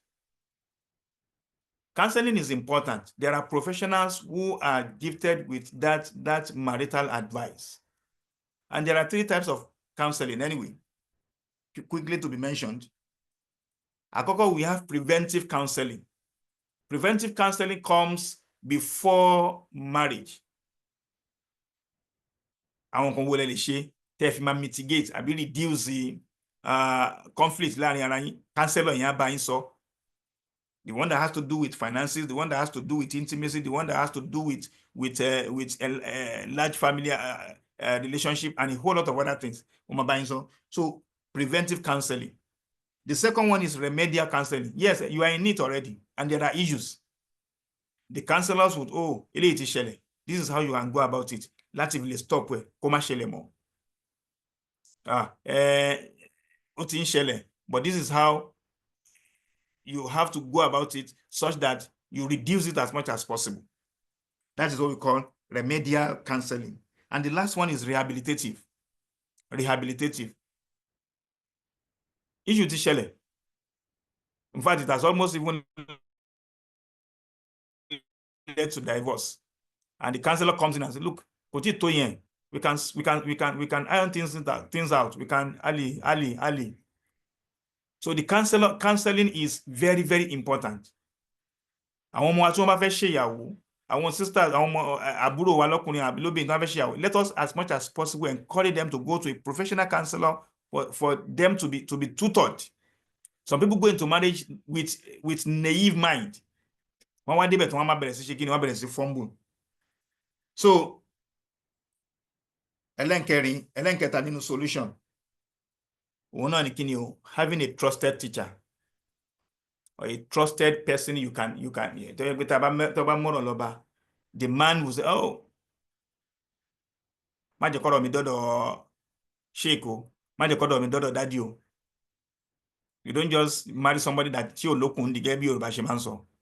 Mo rántí ńgbà tá wà ń lé kéwú. Some of us married ńgbà tá wà ń lé kéwú. And when the sheik comes into the class and said, for example, wá dárúkọ mi, Abu Abdullahi, múra sí o, mo ti gbọ́rọ̀ ẹ o. That's enough because of the respect we have for the teacher, because of his level of spirituality and closeness to Allah, and the respect we have for him. Ọ̀rọ̀ yẹn máa until tó bá rí kúlẹ̀kúlẹ̀ ọ̀rọ̀ yẹn pé ṣé ẹ̀sà kí ni mo ṣe sà, kí ni òṣèbá wọ́n á dẹ̀ bá wa yanjú ẹ̀. You don't want your nífẹ̀ẹ́ kọ́ kíyàwó ẹ̀ lọ report ẹ̀, nífẹ̀ẹ́ kọ́kọ́ ẹ̀ lọ report ẹ̀, because you know that the sheikh will always say, you will always intervene and do the right thing. So it is important for us to always have somebody that we can rely on. We can always fall back to be yes sir, nǹkan bẹ́ẹ̀ máa ń ṣe no marriage wa, kí la lè ṣe sí tó dẹ̀ máa fún wa ní the correct advice. Nínú nǹkan tó tún miss nínú family tó ń jẹ́ kí family máa ní issues, there has not been tó dẹ̀ jẹ́ pé nínú sunnah Nabi sallallahu alayhi wa sallam, sunnatullahi allati qad khalat min qablikum. Sunnah Nabi ni òun ni pé how often do we have ta'lim nínú ilé, ìmábára ẹni sọ̀rọ̀ Ọlọ́run, having regular ta'lims, having regular conversation in the house láàrin ọkọ àti ìyàwó àtàwọn ọmọ. pé on every lẹ́yìn tá a bá ti kásùbà tán 5 minutes 10 minutes ọkọ á sọ̀rọ̀ lẹ́yìn tá a bá ti kásùbà tán 5 minutes 10 minutes ìyàwó á sọ̀rọ̀ bóyá this kan la máa mú bóyá Quran verse kan la máa mú bóyá ìwé ẹ̀sìn kan la mú táwọn máa ṣe kí ni o táwọn máa review ẹ̀ tá a lè máa mú ẹ̀kọ́ tó wà ń bẹ̀ jáde fúnra wa táwọn mú jáde fáwọn ọmọ. We need to be able to have regular talim programs with our family. Regular talim programs. Eléyìí ó ti miss so many Muslim homes have missed it. We just wake up tolúkálùkù bá ti kírun, in fact ọ̀tọ̀ọ̀tọ̀ everybody kírun lọ́tọ̀ọ̀tọ̀ wọ́n dẹ̀ ti gbàbí iṣẹ́ lọ lọ́tọ̀ọ̀tọ̀ wọ́n tún dé lálẹ́ lọ́tọ̀ọ̀tọ̀ everybody fall back to the bed. It doesn't always help. It doesn't always torí ọkàn wa yìí ó ní ìdí kíni o ó ní ìdí máa gbọ́rọ̀ lọ́wọ́ every time. We need to gbọ́rọ̀ lọ́wọ́ every time. So we need to have regular family and special prayers, not only talim, and special prayers for every month. Ẹ jẹ́ ká ṣe ní special prayer tá a máa ṣe fún family yìí. Ẹ jẹ́ ká ní special prayer máa ṣe bí àdúrà lọ́jọ́ mẹ́ta lọ́jọ́ máa ṣe tá a lè máa gbààwẹ̀ pẹ̀lú ẹ̀, ọkọ á ṣe, ìyàwó á ṣe, àjọṣe papọ̀. Kò sí irú situation báyìí kò lè ṣẹlẹ̀ nínú ilé kan kí nínú yẹn kí adùn àti ìdùnnú kó má wà nínú ilé yẹn. We talk about you do talents together, you do prayers together. When I say prayer, I mean special prayers. Àdúrà lọ́jọ́ mẹ́ta, àdúrà lọ́jọ́ márùn-ún, àdúrà lọ́jọ́ méje, ẹjọ́ ṣe papọ̀, ẹjọ́ mú fúnra yín. Ó ti wà nínú timetable lé yẹn. Bá a ṣe ní timetable oúnjẹ, bẹ́ẹ̀ náà la ní timetable àdúrà. Lóṣù yìí tùkùlá ní la máa ṣe, lóṣù yìí fọwásí la máa ṣe, lóṣù yìí àsàlásù la máa ṣe, tá a máa fi bẹ́ẹ̀ lọ́hùn. Ọlọ́run bó ń fi irú family bẹ́ẹ̀ yẹn lẹ̀. So these are some of the next one we need to look at is doing things together. We have mentioned that. Doing things together in the house or helping each other in the house. Ànábì sallallahu alayhi wa sallam. Ànábì ó ń fa àwọn ìyàwó ẹlẹ́ kan máa dáná dání gbogbo ìgbà. Wọ́n náà bí táwọn ìyàwó ẹ̀ bá nígbà míì, ànábì fúnra rẹ̀ ló máa ṣe búrẹ́dì tó máa jẹ nulẹ̀. Ànábì máa assist àwọn ìyàwó ẹ̀ láti pick date. Ànábì assist àwọn ìyàwó ẹ̀ láti oríṣiríṣi nǹkan ànábì máa ń ṣe pẹ̀lú àwọn ìyàwó ẹ̀. Ànábì nìyẹn, ànábì tó yẹ pé Ọlọ́run bò ní gbálì kíámọ̀ dìde àfi nígbà tánàbì bá dá sí pẹ̀lú permission Ọlọ́run. So tó bá tánàbì, if ànábì can do that, then who are me? Who am I? Who are you? We need to be able to follow those footsteps, assisting our wives, especially when they are busy. Ìwé kíyàwó máa ṣe kó máa ṣe oúnjẹ, kó máa tọ́jú ọmọ, kí wọ́n wà nínú sitting room kó máa wo TV. It's not done. It's not done. In fact, personally, I choose in the house is an assignment for myself. Mo nífẹ̀ẹ́ láti máa ṣe jù. Apart from pé sometimes nígbà tá a kọ́ marry, tá a bá ti jẹun tán ó ti mọ́ra, mo ti gbá bọ́ọ̀lù, mo ti lọ ẹ gbá bọ́ọ̀lù, ẹni fẹ́ lọ fọ́ abọ́ fúnra yín ni ó ti mọ́ra ní ẹ má bínú. And as time went by, as much as possible, tí inú ilé bá ti dọ̀tí, I try to sweep it myself. Sometimes máa fi pé kò sí bẹ́ẹ̀ lè omi ìṣe máa gba tó máa tẹ́ mi lọ́rùn. So I leave that out. I leave my wife out of that. Let me sweep. I can sweep for you. Kò sí ní tó fi ń ṣèyàn. Kò sí ní tó fi ń ṣèyàn. Allahu alam. So lastly again, before the last one, sùúrù dọwọ́ ọkùnrin àtobìnrin. Patience. Nǹkan mẹ́ta kan ni mo nílò látọ̀dọ̀ àwọn ọkùnrin. Àwa tá ti fẹ́ yàwó, àbáwá tá ṣẹ̀ṣẹ̀ fẹ́ àbáwá tá ń fẹ́ lọ́wọ́lọ́wọ́. Àkọ́kọ́ ń bẹ ní sùúrù. Ẹlẹ́nkejì ń bẹ sùúrù. Ẹlẹ́nkẹta náà sùúrù. Kò sí ohun tí sùúrù lè ṣe jìnnà. Ọlọ́run bá ní isbiru inna Allaha ma'as sabirin. Ìdí àkọ́kọ́ tó gbọ́dọ̀ ṣe ní sùúrù ni. Ọlọ́run bá wà pẹ̀lú ní sùúrù ní gbogbo ìgbà. Allah is always with the patient one. So if you are patient, you will be calm to take decisions. You don't take decisions in a hurry. Secondly, sùúrù. Inna Allaha yuhibbus sabirin. Ọlọ́run bá ní òun nífẹ̀ẹ́ sáwọn tó bá ní sùúrù. ṣé o fẹ́ kọ́ lọ́n bá nífẹ̀ẹ́ sí ẹni gbìyànjú kó ní sùúrù nulẹ̀. Women can be volatile in talking, but then a patient and a cool-headed man will eventually gain the day. Inna Allaha yuhibbu as-sabirin. Ọlọ́run bá ní òun nífẹ̀ẹ́ sáwọn tó ṣe kíni o, àwọn tó bá ní sùúrù. Sùúrù ẹlẹ́nkẹta nínú àwọn orúkọ Ọlọ́run bá, in fact the last name is as-sabur. Ó fẹ́ jọ Ọlọ́run ni, gbìyànjú kó jọ Ọlọ́run. Ọlọ́run bá ní òun ní sùúrù. Inna rabbaka labil mirsad. Ọgbọ́n tó Ọlọ́run bá sọ ni, inna rabbaka labil mirsad. Ọlọ́run bá ní òun lúgọ, òun ò kánjú, òun rọra dúró de everybody. Ìjọ tó yẹ pé nígbà tó bá díwájú kò síbi tó máa lọ mọ́. Onísùúrù lọ́bọ̀ Ọlọ́run, gbìyànjú kó onísùúrù. Fóbìnrin àkọ́kọ́ ń bẹ̀, òun ni kó wà obedient sọ́kọ ẹ̀. Respect your husband. Ẹ̀kejì, respect your husband. Ẹ̀kẹta, respect your husband. Kò sí ohun tó obedience gbà tí lọ́wọ́ ọkùnrin. If you are obedient, you move mountains.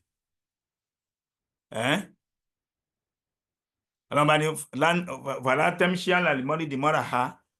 Ẹ má ṣe gàràgàrà lórílẹ̀, ẹ má rìn gàràgàrà lórílẹ̀. Innaka lan takhriqal arda. Gbogbo ṣú tẹ máa ń wọ̀ tó ń ṣe tó máa ń kanlẹ̀ kókókó yẹn kò lè dálẹ̀ lu. Tó bá dé dálẹ̀ lu ó níbi tó máa dálú dé. Walan tablugal jibala tula. Gbogbo apá tó ń kó sókè yẹn tó gbé o ti kàwé pẹ̀lú ọkọ ẹ torí pé oníṣẹ́ tó ń ṣe o ò lè kan sánmọ̀. Apá yẹn tó ń ká yẹn kò lè dé sánmọ̀. Respect your husband. Respect your relations. Respect is reciprocal, as they say. Like I said, kò sí ohun tí respect àti obedience tí ó gbà tí lọ́wọ́ ọkùnrin. And the last day is also of the solution. Choose right. Mo tún padà síbẹ̀.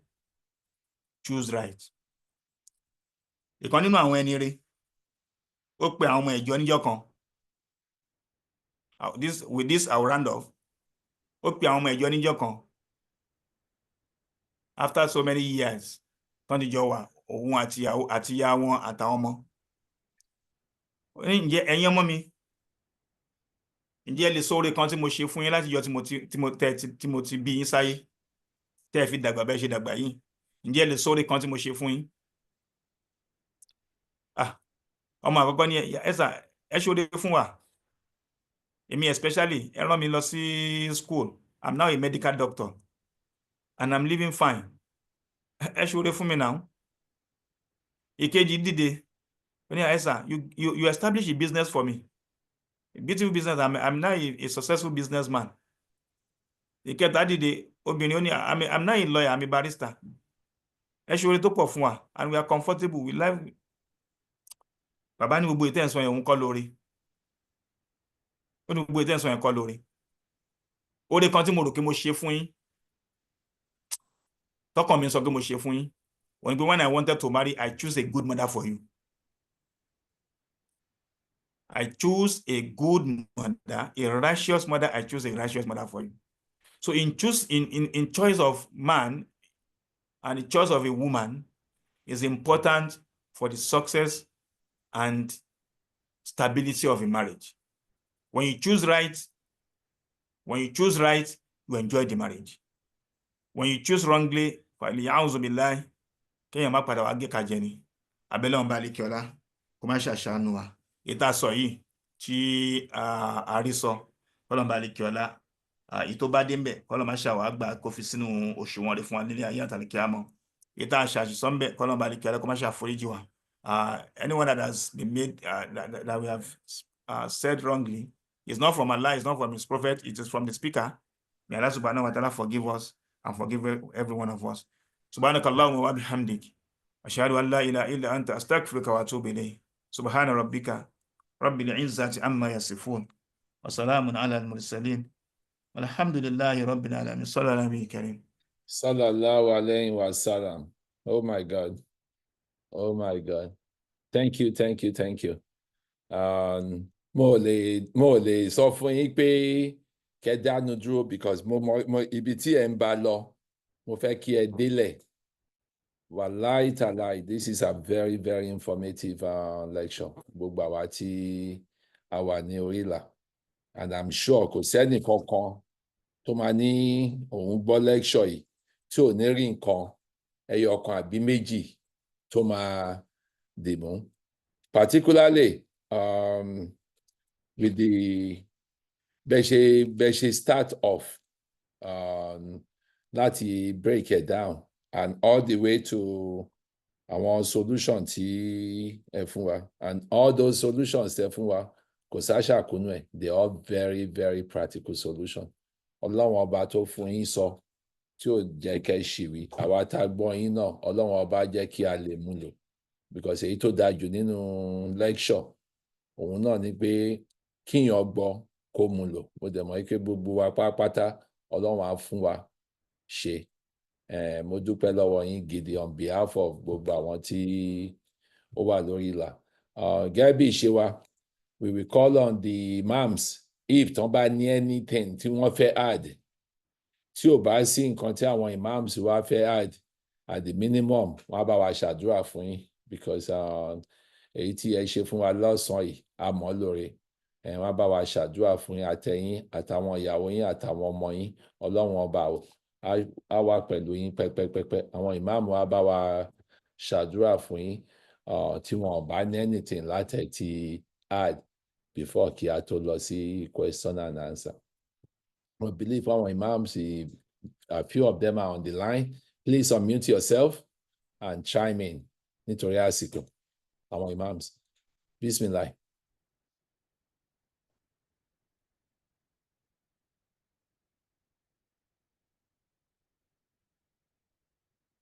Mo rí imams bíi mo rí Imam Shuaib, mo rí Imam Muniru. Please unmute.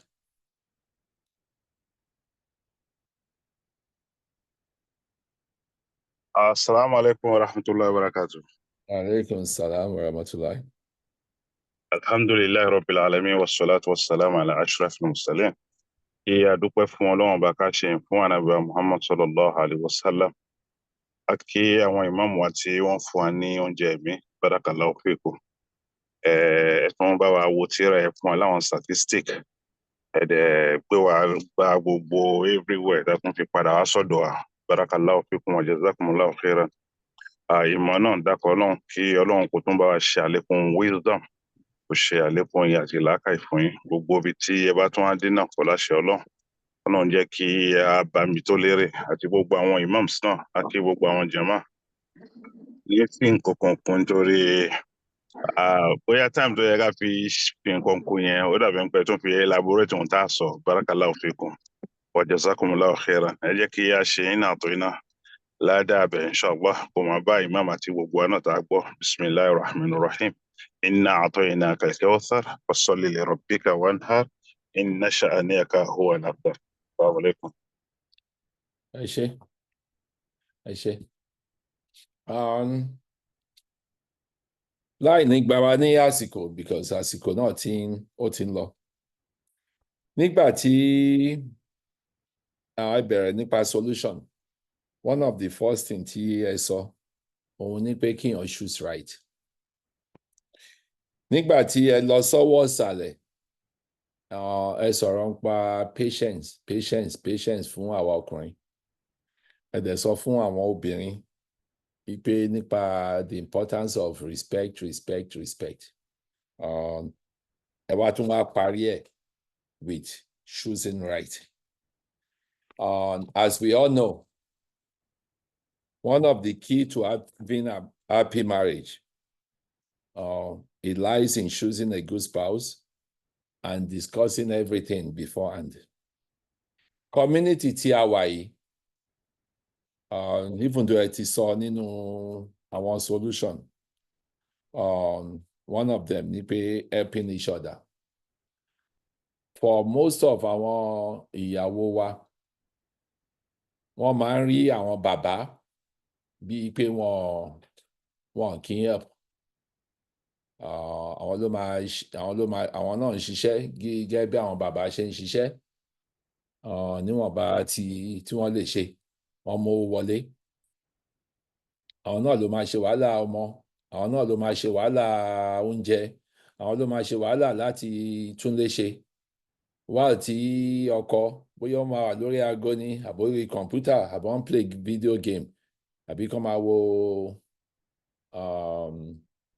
wo television, and at the end of the day, because of gbogbo èyí tí obìnrin ń ṣe, ó ti di dandan kí anger and frustration kó come in, because they don't believe the men are carrying their part.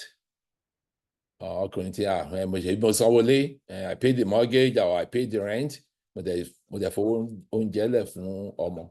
But nǹkan tí ẹ sọ fún wa, ẹ give example, ipe Ànábì sallallahu alayhi wa sallam, gbogbo bó ṣe ń ṣe pẹ̀lú àwọn ìyàwó ẹ̀,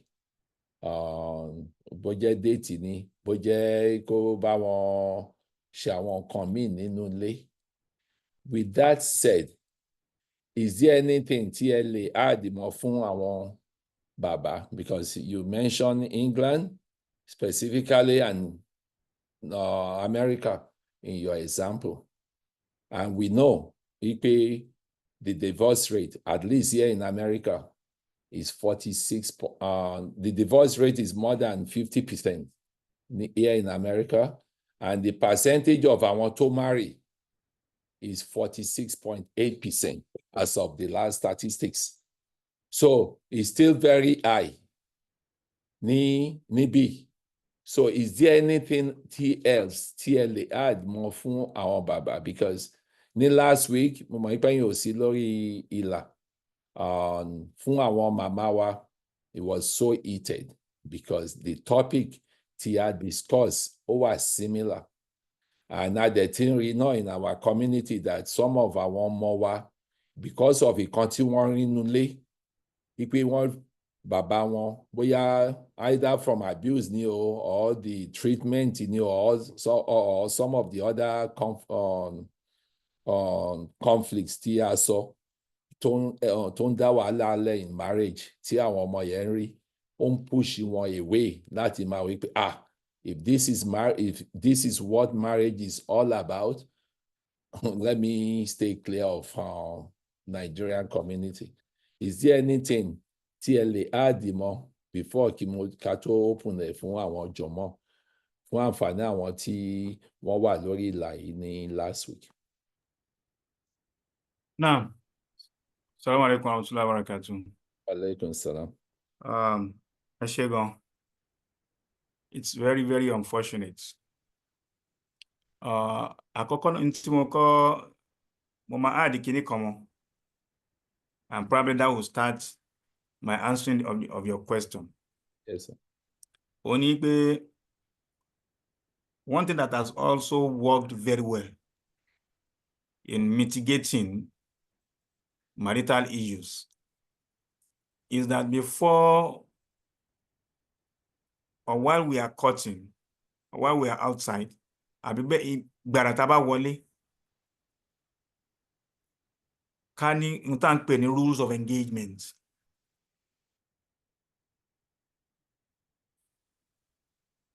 Rules of engagement. Fún àpẹẹrẹ, nínú rules of engagement, tí èèyàn kan bá jáde nínú wa nulẹ̀ tó bá travel, ẹni tó wà ń ta ló máa pẹ́ tó wà nílé pé mo ti débi tí mo ń lọ, if that is what you choose. Àbẹ́ni tó wà nílé máa sọ pé àṣẹ ti débi tí mo ń lọ, that is a rule of engagement. Another rule of engagement ni pé, look, yes, àti fẹ́ra wa sílé, in our visitations to our parents, extended family, bá a ṣe máa ṣe lélẹ́yìn, every 2 months, every 1 month, ẹ máa lọ sọ́dọ̀ parents tiwa, tèmi ọkùnrin, a máa lọ sọ́dọ̀ parents wọn obìnrin, we are going to spend amount of money for each of them. That's another rule of engagement, and a whole of other things that is attached to it, so or that is peculiar to us. So those rule of engagement is important in mitigating so many things in the family. Having said that, لقد كان في رسول الله أسوة حسنة لمن كان يرجو الله واليوم الآخر وذكر الله كثيرا. àpẹẹrẹ tó ga jù ara ànábì náà láti lè rí. So the highest of things we can tell a man is to kó fi ìwà jọ ànábì, kó fi ìwà jọ ànábì, kó lọ study ìgbésí ayé ànábì, báwo lànábì ṣe lò ìgbésí ayé pẹ̀lú àwọn ìyàwó ẹ̀. There are books we can read. Go online, you get books, you get stories of the prophet, how he related with his wife. Béèyàn bá, tí ó bá ṣe pé èèyàn wá Jésù pátápátá, bí bá ṣe pé èèyàn Jésù pátápátá, o ò ní rí kinní kan, o ò ní ka kinní kan nípa nígbésí ayé ànábì kó o má mú rí nǹkan tó máa múlò ń bẹ̀. So ànábì ń assist àwọn ìyàwó ẹ̀, ànábì ń bá àwọn ìyàwó ẹ̀ ṣeré, ànábì ń fún àwọn ìyàwó ẹ̀ ní listening ear, ànábì ń fún àwọn ìyàwó ẹ̀ ní attention, ànábì ń ṣàdúrà pẹ̀lú àwọn ìyàwó ẹ̀, ànábì ń kọ́ àwọn ìyàwó ẹ̀ lẹ́kọ̀ọ́. Àwọn tá a lè àdìmọ́ náà nìyẹn. Kọ́ ìyàwó ẹ̀ lẹ́kọ̀ọ́, bá ìyàwó ẹ̀ ṣeré, máa súnmọ́ ìyàwó ẹ̀ dáadáa. Gbogbo àwọn eléyìí ànábì ò fi wọ́n ṣeré pẹ̀lú pé ó jẹ́ ànábì Ọlọ́run. So any other things, but everything, just be good to the level of your ability to your woman. If you are good to your woman, naturally that will impact on your children. Ọkùnrin tó bá ti dá sí ìyàwó ẹ̀, naturally ó máa rí lára àwọn ọmọ ẹ̀, torí pé inú á dùn láti take care àwọn ọmọ, á farabalẹ̀ láti take care àwọn ọmọ, inú á dùn, orí á yá láti take care àwọn ọmọ, because you as a father, you are taking care of her, you love her the way you should love her, you talk to her the way you should talk to her, you relate with her with the way you should relate with her. Àwọn ọmọ, like I said, ó máa hàn lára àwọn ọmọ, immediately ó máa hàn lára àwọn ọmọ. So like I said, apart from helping your wife, I mean, in the house chores, try as much as possible to have conversations as much as possible. Ẹ jọ máa ṣàdúrà together as much as possible. Gbìyànjú pé when you kéèyàn ó dá kéèyàn fowó lẹ̀, kéèyàn fowó lẹ̀ nílé, kéèyàn fún ìyàwó ẹ̀ lówó, kéèyàn they are good. These are responsibility. But in addition to that, owó nìkan kọ́ ni. Our physical presence is also important. Our physical presence, yes, sometimes a lè ní haja, a lè ní bùkátà láti to live ourselves, but then we can, Ọlọ́run ṣe ilé ayé ti rọrùn. I'm here in Cairo. My wives are in Nigeria. The reasons why my wives are in Nigeria is because they are fully engaged in their work. One is a civil servant, one is a proprietress. So wọn lè fi kiri yẹn lẹ kọ́ máa tẹ̀lé bọ̀ ní agẹ́gẹ́ mo fi wá jókòó sí permanently. I'm not sitting here, pick what I want to pick and then go back. In fact, almost every day, not even almost every day, we have to talk. We have to talk. I've called her, I've called them twice. I've called the children, and as much as possible, I call them on regular basis. These are some of the things we need to do as a man, as a father. Yeah, let us be present. Let us be present in the life of our wives and our children. Be present in their lives as much as possible, whether physically with them or even while you are away. Let them know that, oh, this man is always, his mind is always with us. The way you call them, sometimes calling on. So this is my little addition. Wallahu ta'ala alam. Aisha, thank you so much for all the clarification. Brother Fatai Oshun, please unmute yourself.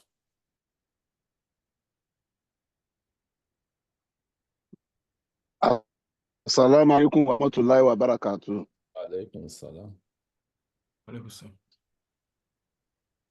Dúpẹ́ pọ̀ lọ́wọ́ Alhaji Imam lecturer wa, Ọlọ́run kó jẹ́ a máa rí yín bá.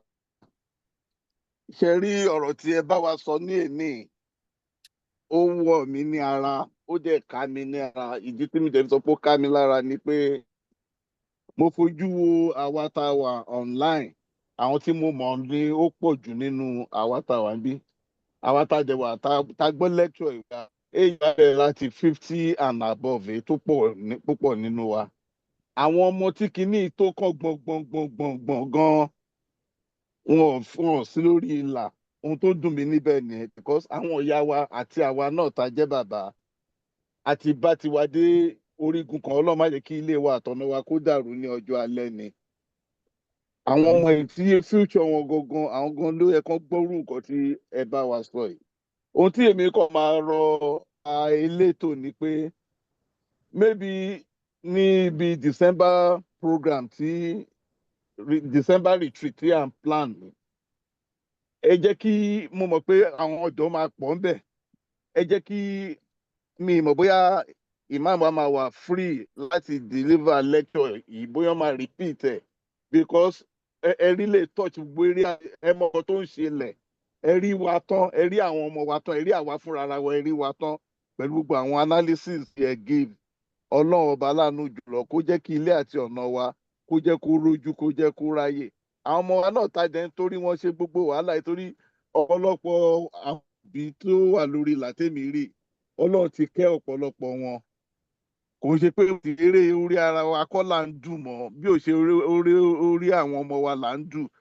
But àwọn ọmọ tá à ń du orí ara wọn, tá à ń bá du orí ara wọn, àwọn náà sí lórí láti gbọ́ ẹ̀kọ́ yìí because ìbànújẹ́ ni kí èèyàn kíkà wà ní settled home kí àwọn ọmọ wa kí lè wọ́n má settle, kó má rojú, kó má ráyè. Ọlọ́run má ṣe bẹ́ẹ̀ fáwọn ọmọ wa. So a máa ní pé èmi á sọ pẹ̀lú discuss pẹ̀lú àwọn elétò láti lè rí i pé bóyá ẹ máa ní àǹfààní láti wá bá wa deliver lecture bóyá online báyìí náà ni, kò sí kò sí aburú náà, kí Ọlọ́run kó ṣọ́ àjùgbà náà lọ. Secondly, ohun tí mo á fẹ́ béèrè sílé tí ó gbẹnu tán ni pé Ọlọ́run ọba láàánú jùlọ má fún wa ní ìyàwó àbí ọkọ tó jẹ́ pé ẹlẹ́mìí ìgbéraga. Ọkùnrin fẹ́ gbàǹgbà mi o, bí kò bá ṣe pé tí the other party bẹ́ẹ̀ náà ni obìnrin náà ni wọn kì í fẹ́ sọ̀gbọ̀n pẹ̀lú àwa ọkùnrin, but ìgbéraga onígbéra ṣánlẹ̀. Mo fẹ́ kí ni in a situation whereby tí ọkọ tó ń ṣọmọ jẹ́jẹ́ tíyàwó ò dẹ̀ ṣọmọ jẹ́jẹ́, kí ni advice yín fún irú family bẹ́ẹ̀ láti lè keep on going because wọ́n ní sún fún mi bàbá ní kàlẹ́ndà pé tí wọ́n bá kan ògiri pé wọ́n máa ń yí jù ni. Kí ni advice yín fún irú àwọn family tó ń go through irú nǹkan bẹ́ẹ̀? Salama aleikum. Aleykum salam. Ẹ ṣé. Àkọ́kọ́ lórí nǹkan tẹ́ sọ òun ni pé problem tó wà láàrin àwa mùsùlùmí that is different from other religion is àwa máa ń pẹ́pẹ́yẹ làwa àwa máa wà níwájú a máa fọmọ sẹ́yìn bí pẹ́pẹ́yẹ ṣe ń ṣe nìyẹn títí àṣà máa fi gbé gbogbo ọmọ tán lẹ́yìn ẹ̀ ó lè má mọ̀, and that is why many of us are losing our children either to the Christendom or even to cultism, to free thinking, and every other thing that is happening in the society. It is the responsibility of the parents and especially the father to make sure yìí pé gbogbo ohun tó bá ti ń ṣe nínú ẹ̀sìn kó máa jẹ́ káwọn ọmọ yẹn kánjọ máa ṣe pẹ̀lú àwọn ọmọ yẹn. Mi sọ̀rọ̀ family ta'alim, àjọ lọ jáde, àjọ lọ kírun, àsàlátù wà, àjọ ń lọ sásàlátù ni, ta'alim program wà, irú program yìí, like I said, it should have been where every parent has informed their children. Look, there's a program that you and you have to be there, and this is how to run a family. This is how to lay a solid foundation for the future for our children. Tá a bá ti fẹ̀sìn kọ́ wọn, kí la tún fẹ́ fi kọ́ wọn? Tá a bá ti fi máa dúró tọ́lọ́ nǹkan, kí la tún fẹ́ fi kọ́ wọn? Agbo ẹ̀sìn lèèyàn ti máa ń ṣe kí ni o? Lèèyàn ti máa ń rí dùnú. A gbọ́dọ̀ lè sọ lè fún àwọn ọmọ wa. Agbo ẹ̀sìn lèèyàn ti máa ń rí ìfọ̀kànbalẹ̀. Agbo ẹ̀sìn lèèyàn ti máa ń rí everlasting joy and happiness. Tó gbọ́dọ̀ Ọlọ́run bá náà sọ bẹ́ẹ̀. Having said that again, Ọlọ́run má fún wa ní obìnrin pàpàǹlágì. Ọlọ́run dẹ̀ má fún wa ní ìyàwó pàpàǹlágì. Kùránì ti prefer solution. Kùránì prefer solution. Solution ni Kùránì prefer. Àkọ́kọ́ ń bẹ ní pé nínú Suratu Nisa, Ọlọ́run bá ní wà ní khiftum shiqaqa baynihima tá bá rọ́kùnrin àtobìnrin tó ń jẹ́ ọkọ àtìyàwó tó wá ní issue tí a ti kẹ́fí pé kinní kan ti ń ṣe láàrin wọn fab'athu hakaman min ahlihi Kùránì ní ká gbé ọlọ́gbọ́n kan dìde nínú fámílì ọkùnrin wa hakaman min ahliha ká lè gbé ọlọ́gbọ́n kan dìde nínú fámílì obìnrin náà wọ́n lè ju ẹyọ kan lọ wọ́n lè jẹ́ 2 mẹ́ta 4 wá parí ẹ̀ fún wa pé in yurida islaha yuwaffiqillahu baynahuma táwọn méjèèjì bá ní lọ́kàn wọn lọ́hùn wọ́n ń jà nítòótọ́ ṣùgbọ́n nínú ọkàn wọn lọ́hùn ìjà yẹn ò dọ́kàn wọn in yurida islaha tó máa ń gbèrò kí ọ̀rọ̀ yẹn parí yuwaffiqillahu baynahuma Ọlọ́run bá fi wọ́n ṣe kòńgẹ́ kọ́rọ̀ yẹn parí Ọlọ́run bá fi wọ́n ṣe kòńgẹ́ kó parí nfa àwọn àfáà tún sọ fún wa pé kódà kó má jẹ́ àwọn méjèèjì kó jẹ́ kan nu wọn níbi Ọlọ́run mi ò fẹ́ kọ́rọ̀ yìí kó di ṣùgbọ́n àtàyàn Ọlọ́run bá ń parí ẹ̀ tó ń ṣàdúrà lọ́sùn lọ́sì á ṣe kí ni o ọ̀rọ̀ yẹn máa padà wá parí ilé ẹ̀ lákọ́kọ́ ẹlẹ́nkejì ń bẹ òun ni pé ọkùnrin yẹn àbóbìnrin yẹn torí pé either of the coin either side of the coin ló lè ti ṣẹlẹ̀ ọkùnrin àbóbìnrin yẹn kó gbìyànjú kó increase nínú àdúrà tàzíkìrì tó pọ̀ láti máa ṣe fún spouse ẹ̀ yẹn tó bá jẹ́ ọkọ ni kó máa ṣe fún ìyàwó ẹ̀ tó bá dẹ̀ jẹ́ ìyàwó ni kó máa ṣe fọ́kọ ẹ̀ kó dìde lóru kó bẹ Ọlọ́run fún ànábì bẹ Ọlọ́run bí ọkàn Umaru ṣe le tó bọ́kàn ẹ̀ ṣe le tó ànábì bẹ Ọlọ́run jẹ́ kọ́kàn ẹ̀ rọ̀. So who are we? Umaru became the best of man on the surface of the earth today. That after Prophet Muhammad sallallahu alaihi wasallam, àwọn exceptional qualities kan lákan wọ́n fi mention Abubakar, Umaru ni. Ìyẹn làwọn èèyàn kan fi go to the extreme pé ànábì àbí gíní kan wá pé ànábì mi bá máa wá lẹ́yìn ànábì Umaru ló máa jẹ́. That doesn't hold water. But the fact is that Umar remains one of the best human beings that has ever lived on the surface. In terms of piety, ó bẹ̀rù Ọlọ́run yẹn ọkùnrin padà wá rọ̀ pátápátá fọ́lọ́run torí pé Ànábì bẹ Ọlọ́run fún.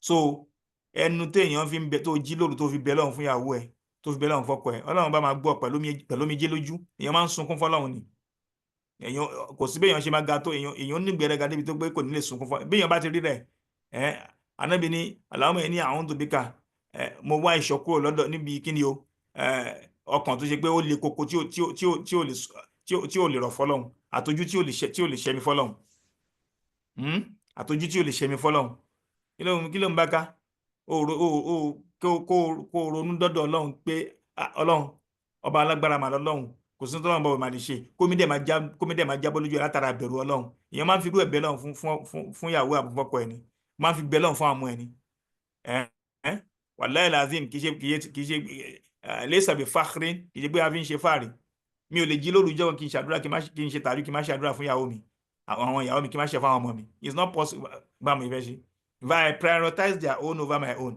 àwọn kọ́ ṣàdúrà fún wọn kí n tó ṣàdúrà tèmi so èèyàn máa ń ṣe bẹ́ẹ̀ ni kí wọ́n bẹ lọ́n èèyàn ò ní bẹ lọ́n pẹ̀lú nǹkan kankan lórí relationship ẹ̀ kó ṣe kí ni o kọ́lọ̀ balẹ̀ kí lọ́ má dà lóhùn. And thirdly that I can add is the fact that mo ti sọ yẹn náà mọ́rọ̀ ẹni yẹn ó yẹ kó nẹ́nìkan tó máa ń gbọ́rọ̀ sí lẹ́nu ó yẹ kó nẹ́nìkan tó lè bá sọ̀rọ̀ èèyàn kan fẹ́ kàn fẹ́ anybody bóyá parent yẹn ni parent good ṣùgbọ́n tó bá tún jẹ́ àfà tó bẹ̀rù Ọlọ́run ni o kì í ṣe not just any àfà o àfà tó bẹ̀rù Ọlọ́run kì í tí yẹn mọ̀ pé ẹni yìí with our own human assessment ẹni yìí tẹ̀ntẹ́yàn lè fọ̀rọ̀ lọ ó bẹ̀rù Ọlọ́run ká mọ́rọ̀ ẹ̀ lọ bẹ̀rù ẹni yẹn kán bá sọ̀rọ̀ Ọlọ́run ní ṣe kí ni Ọlọ́run lè ní gbogbo látara bẹ́ẹ̀. And finally, like I said, is the fact that no matter the situation kò sí ohun tí sùúrù ṣe tì especially látọ̀dọ̀ ọkùnrin kò sí ohun tí sùúrù ṣe tì ká gbìyànjú tó bá ti gbé ọ̀rọ̀ yẹn dé just calm her down ọ̀rọ̀ yẹn ò rí bẹ́ẹ̀ má bínú kò rí bẹ́ẹ̀ wà láwọ́kánà pé òun ló jẹ̀bi má bínú ọ̀rọ̀ yẹn ò rí bẹ́ẹ̀ èyàn máa ń bẹ náà fún sùúrù bẹ́ẹ̀ yẹn pẹ̀lú àánú Ọlọ́run àpadà wá ṣe kí ni o a padà bá rí irú obìnrin bẹ́ẹ̀ padà. Allahu ta'ala a'lam. ẹ ṣé. Mo máa padà sí one of the solution tí ẹ fún wa. Ó dàgbà àwọn ọmọ ìmọ̀ fẹ́ sọ̀rọ̀. Naam, assalamu alaikum. Okay. Bismillah, Alaikum Imam. salam. Ẹ ṣé Imam, jazakumullahu khairan. A lè kí gbogbo wa tí à ń gbádùn tọ́pìkì torí gẹ́gẹ́ bí wọ́n ṣe wí ní last week and before then, wọ́n ti ní ohun tá a máa treat ní òní nìyẹn, ká dúpẹ́ dọ̀dọ̀ Ọlọ́run. Àwọn kọ́kọ́ mo fẹ́ kí bóyá kí Imam bá wa yan dáadáa, òun ni àwọn culture àti ìwàhùsí àwọn ọkùnrin míì àbí àwọn obìnrin, àwọn ìyá wa, àwọn sísítà wa tó jẹ́ pé kò ní ṣe pẹ̀lú Islam, tó jẹ́ pé ó tún ní ó máa ń pa ìgbésí ayé ọkọtaya tí máa ń pa wọ́n lára. Èèyàn bẹ́ẹ̀. Èkejì, nínú conclusion yín, respect tí a wí àti sùúrù ohun kìíní kejì. Bẹ́ẹ̀ ni a rí náà nínú even statistic ó prove ẹ̀ pé kò í ṣe ìran Yorùbá nìkan ló máa dé láti ibi iṣẹ́ tí ó máa wá dàbí pé bóyá TV ló ń wò, ó ń flip ó gbé remote àbọ̀ ń ṣe nǹkan míì. Meanwhile àwọn ìyá wa sísà wa ìgbà yẹn làwọn á tún bẹ̀rẹ̀ iṣẹ́ míì, bóyá láti súnjẹ, láti prepare báwọn ọmọ ṣe máa lọ school and so on. Èyàn náà gẹ́gẹ́ bọ́n ṣe wí, wọ́n ń fa frustration at the long run. After 10 years, you will see that a lot of things have happened. So àtàrà eléyìí, nínú reaction, èmi ń sọ eléyìí látara experience tí mo ní àtàwọn nǹkan míì tí Ọlọ́run ní ká dá sí. Ó ní wípé ó máa ń rí bẹ́ẹ̀ lóòótọ́, pẹ̀tó dàbí pé approach àwọn sísà wa, àwọn ìyá wa, àwọn ìyàwó wa, òun ni kan wò láti demand irú nǹkan bẹ́ẹ̀. So ó tún result sí respect tí ẹ sọ lẹ́ẹ̀kan. Tí wọ́n bá gbé lẹ̀ dáadáa, aláàjì ní bínú irú nǹkan báyìí, tẹ́ bá mi ṣe náà á ṣì ràn mí ní kíní. Àìlè mi ò ní lè ṣe ó di ọ̀la kó tó ṣe kíní ẹ̀. Tẹ́ ẹ bá gẹ́tẹ̀, mo rò pé pẹ̀lẹ́ ní akọ ó lábo. Ọ̀pọ̀lọpọ̀ kíní máa rí pé gbólóhùn yẹn á kù díẹ̀ káàtó. Àwa ta tún kúrò ní tó jẹ́ àwọn ọkùnrin náà tán wá láti Áfíríkà, gẹ́gẹ́ bí ìṣesí wa tradition Yorùbá, gẹ́tẹ̀, a tún ń gbé wá àti bí a ṣe ń ṣe náà nílé àti Islam. Èyẹn ni ká take origin ohun tọkùnrin yẹn fi ń ṣe yẹn lèmi ń rò, I may be wrong.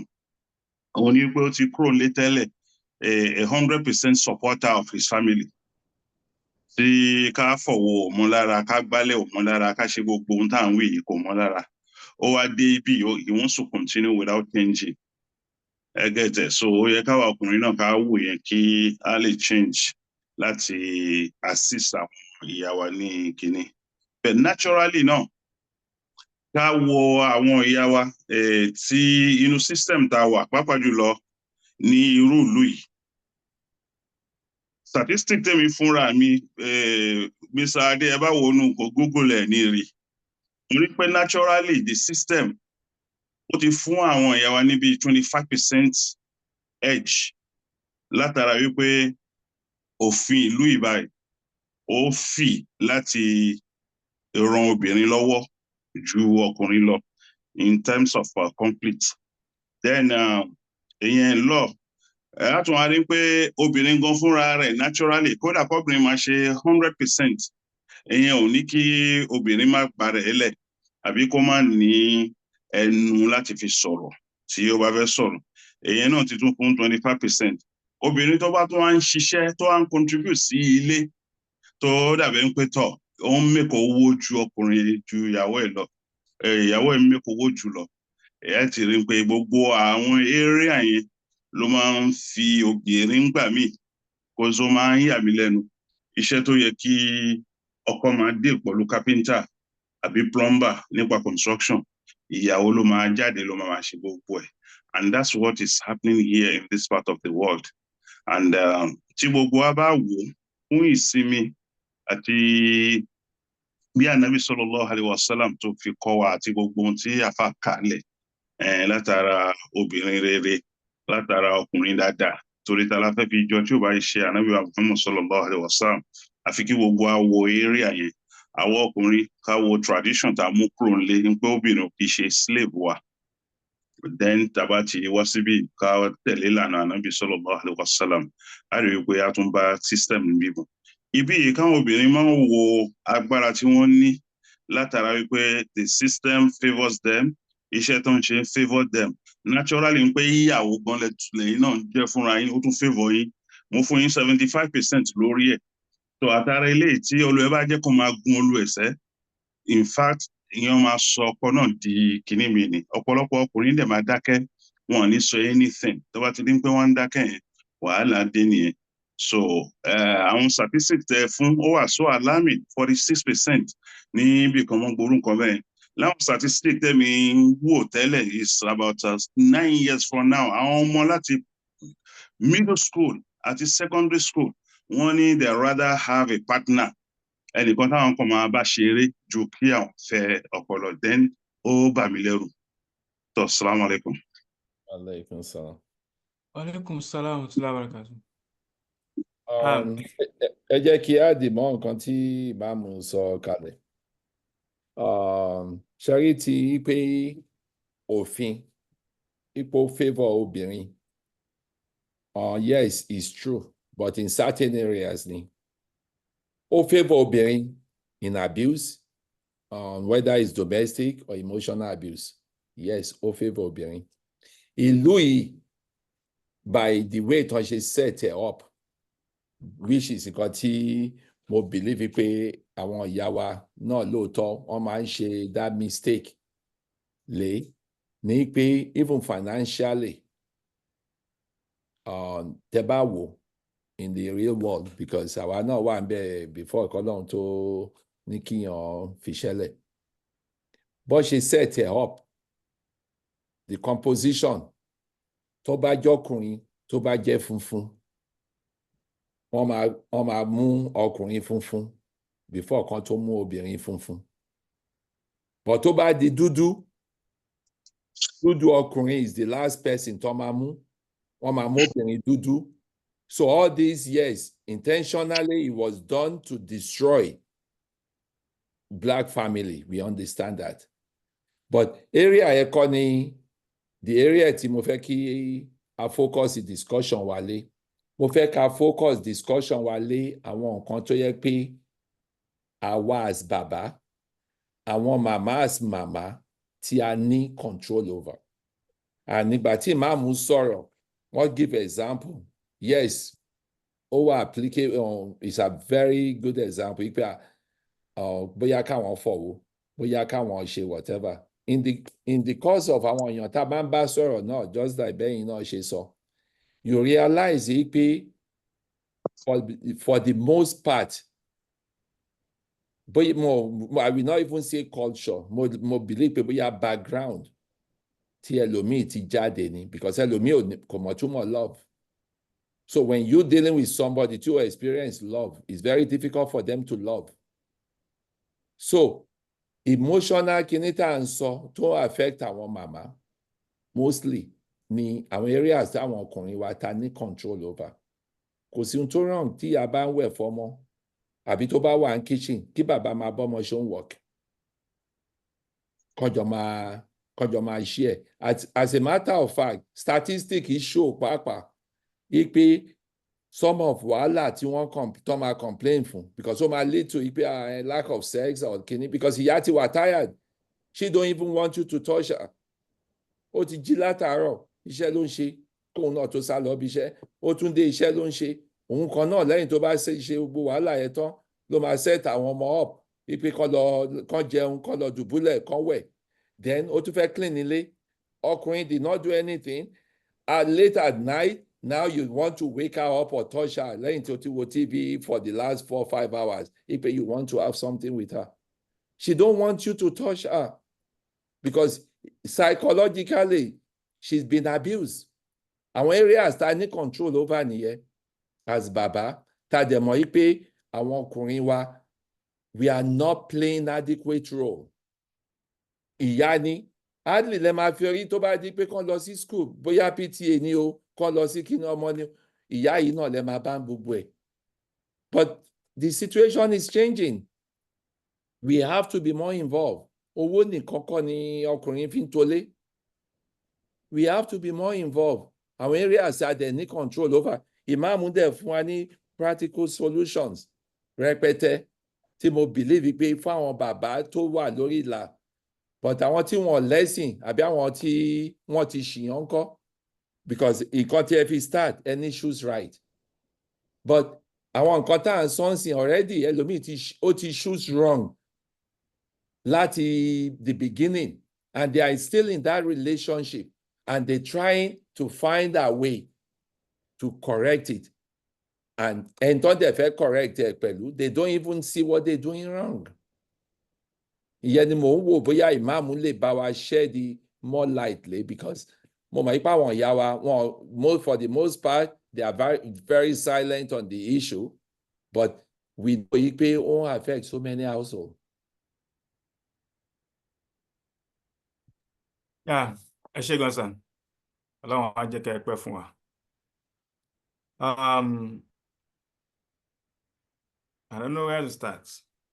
It is just mind-boggling, and I think there's the need for a more robust discussion around this. Yes, especially for the diasporans. Ká kọ́kọ́ lọ mọ̀ kinní kan náà.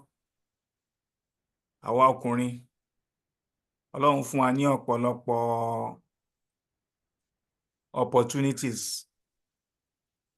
Ọlọ́run fún wa ní opportunities tó pọ̀, especially lórí àwọn ìyàwó wa, simply because Ọlọ́run bá náà sọ bẹ́ẹ̀. Ar-rijalu qawwamuna 'ala an-nisa. Kò kàn wá sọ bẹ́ẹ̀ lásán. Bima faddala Allahu ba'dahum 'ala ba'din wa bima anfaqu min amwalihim. Fas-salihatu qanitatun, and so on and so forth. Ọlọ́run bá ṣe sọ. Káwọn ọkùnrin lọ mọ̀ yí pé nínú kíláàsì níjọ́ kan fún àwa sọ fún wa. Tóbìnrin bá fi lè ní any cause láti lè wọná lọ́dọ̀ Ọlọ́run. Kò sí bọ́kùnrin yẹn ṣe lè kò sí bó ṣe lè láì kí á mọ̀ òun náà ó máa wọná tẹ̀lé. Bóbìnrin kan wá fi lè sọ tó wà lábẹ́ ọkọ tọ́rọ̀ ẹ̀ fi wá já síná láì kí á mọ̀, Ọlọ́run má jẹ́ kọ́rọ̀ wá já síná. Kò sí bí ọkùnrin yẹn ṣe máa ṣe, òun náà máa wọná tẹ̀lé. Tóbìnrin bá là láì kí á mọ̀, kódà kọkùnrin ní iyù, ó ṣe é ṣe k'Ọlọ́run bá padà wá ṣàánú ẹ̀. It will be a total wickedness and lack of consideration and lack of understanding of this religion when a woman has to do, and like I said, we need to have a talk around this. It is disturbing me when a woman has to do exactly the kind of job a man is doing for the same number of hours, simply because we need to meet up our bills. And some of our claims, maybe our 100% responsibility at home. If all these are true, I think there's a need for us to have a discussion around this and come to a conclusion. Come up with a workable solution whereby the woman will not be overused and overstretched. Like you said, it is normal. Kóbìnrin react at a particular point in time. Ó mówó wọlé, ó ń ṣiṣẹ́ ilé, ó ń ṣiṣẹ́ àtà gbogbo everything ló ń ṣiṣẹ́. Ó ń ṣiṣẹ́ everything. So if gbogbo tóbìnrin ń ṣe yẹn tó ti mú responsibility ọkùnrin tó ti mú mọ́ tiẹ̀ yẹn, tọkùnrin yẹn tún wá fi pé the next thing kóhun kàn kẹsẹ̀ sórí chair kóhun máa wo TV àbí kóhun máa, I think it is ardent wickedness. It is wickedness. Kò sí ohun tá a lè pè èèyàn kan ò dẹ̀ ní show wickedness sáwọn ará ilé. Ànábì sallallahu alayhi wa sallam, Ànábì ní khairukum li ahli. Ẹni tó fi ń dáa jù nínú yín, òun làwọn tó dáa jù sára ilé ẹ̀. Wa ana khairu li ahli, èmi ni mo fi ń dáa jù lọ sáwọn ará ilé mi. Ànábì tó sọ pé òun tẹ̀lé yẹn sẹ́, àní kó lọ kàgbésí ayé ẹ̀. Lọ ka bá Ànábì ṣe ń lò gbésí ayé pẹ̀lú àwọn ìyàwó pẹ̀lú àwọn family ẹ̀, so that you see practical solution, practical steps of how to deal with your wife, such that at the end of the two of you eventually gain paradise. What is culture? Níbi tọ́rọ̀ Ọlọ́run àtọ̀rọ̀ Ànábì wa. culture tó bá ti tako ẹ̀sìn, tó bá ti tako ọ̀rọ̀ Ọlọ́run, drop it, my brothers. Drop it and follow what the Quran and the Sunnah says. Ìyẹn la lè fi rọ́nà lọ. Ìyẹn la lè fi rí dùnú àwọn ìyàwó wa. Tá bá dẹ̀ ti rí dùnú àwọn ìyàwó wa, a máa padà wá rí. Tóbìnrin, if a woman is not happy with you because of what you are doing, tí kìí ṣe pé bóyá obìnrin yẹn kàn ń yọ ayọ̀pọ̀rọ̀, àwọn obìnrin mi máa ń yọ ayọ̀pọ̀rọ̀. Àwọn obìnrin mi máa ń yọ ayọ̀pọ̀rọ̀. Kò ń ṣe pé ó ń yọ ayọ̀pọ̀rọ̀. Sincerely, she's not happy because of your attitude towards her. When we say attitude, it is nothing but wickedness. You are not showing any compassion. You are not showing any form of assistance towards her and towards her children. It will be react. She will react. And when Tobinima reacts, in most cases, on the extreme. On the extreme. And by the master, one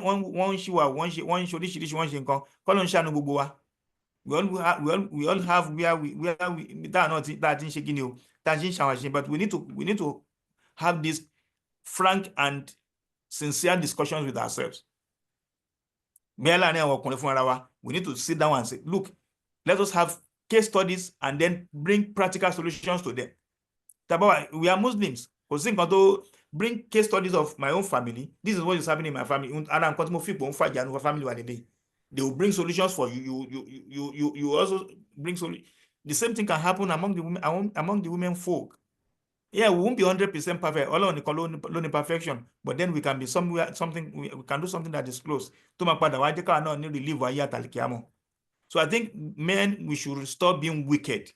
Because we are being wicked when everything has to be done. Even if we do 100% of everything, let us assist our wives. Assist your wife in the house. Ngozi Okonjo, we are like a Nigerian woman. She's an example. Yes, let us leave the religion aside and every other thing. But then look at that woman. Everything about her, everything about the disrespect. It is because the man has I read their stories recently.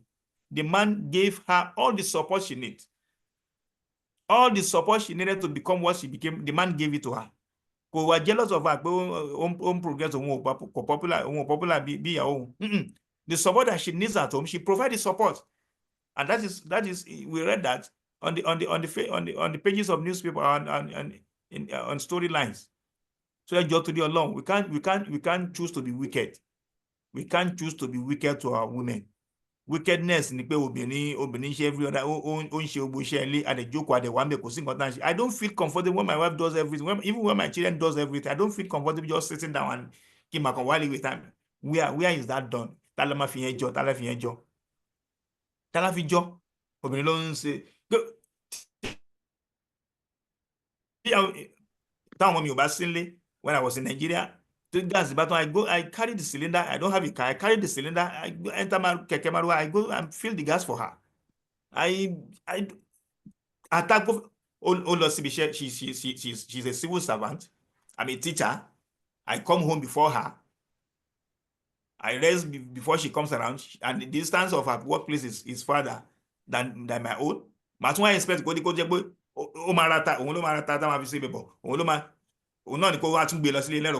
That is wickedness.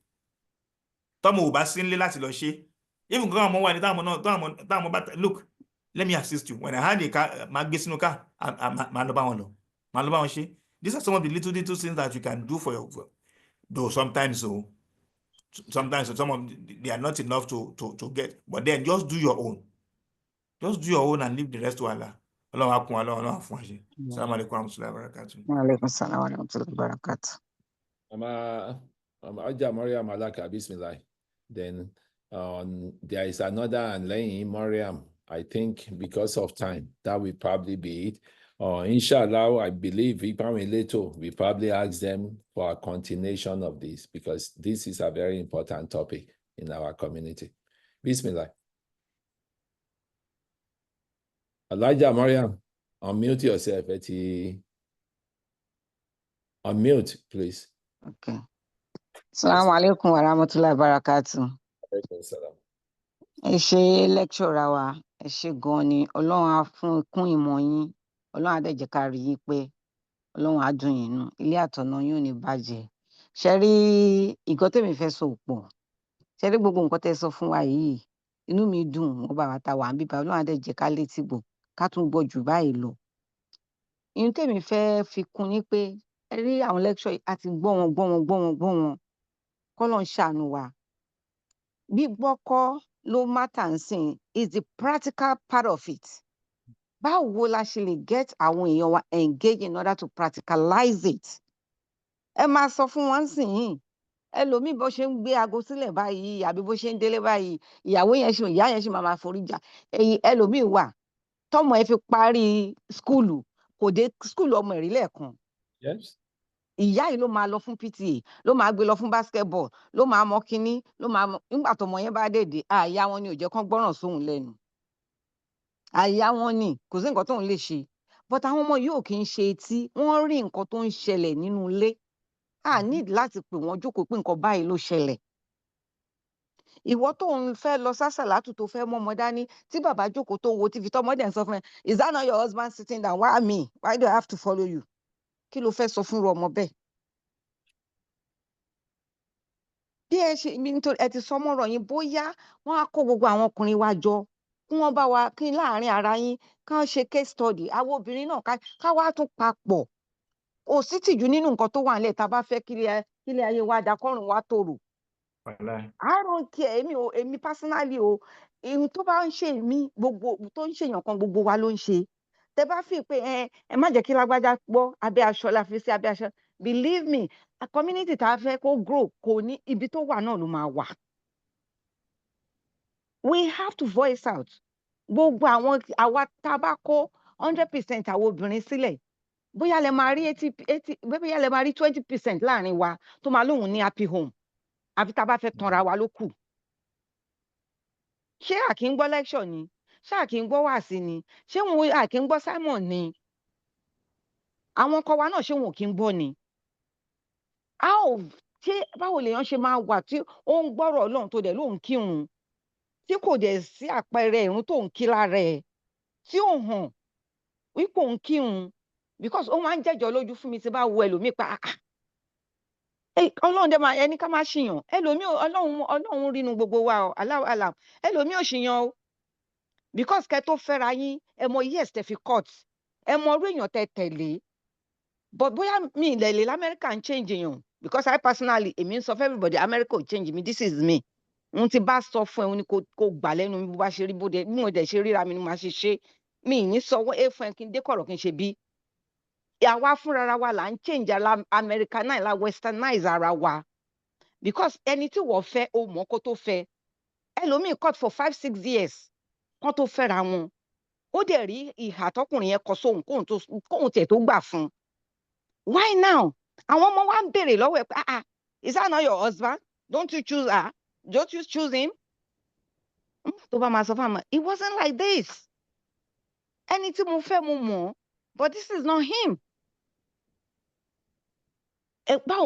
explanation mo ní fáwọn ọmọ yẹn at the end tí mo dẹ̀ tún wò pé kí n ṣáà cover kí lè ṣáà lè tò kí lè ṣe rò kí bàbá dẹ̀ máa wá sọ fáwọn yẹn pé ìyá wọn náà ni ìyá wọn ni òjò kọ́ gbọ́ràn sóhun ni báwo ni justification yẹn bó ṣe heavy sí ẹ jọ̀ọ́ ẹ là wá lóye lórí ẹ because gbogbo àwa tá a wà lórí ìlà yìí ẹlòmíì tó Ọlọ́run má jẹ́ asunkún sùn ká má sunkún jí.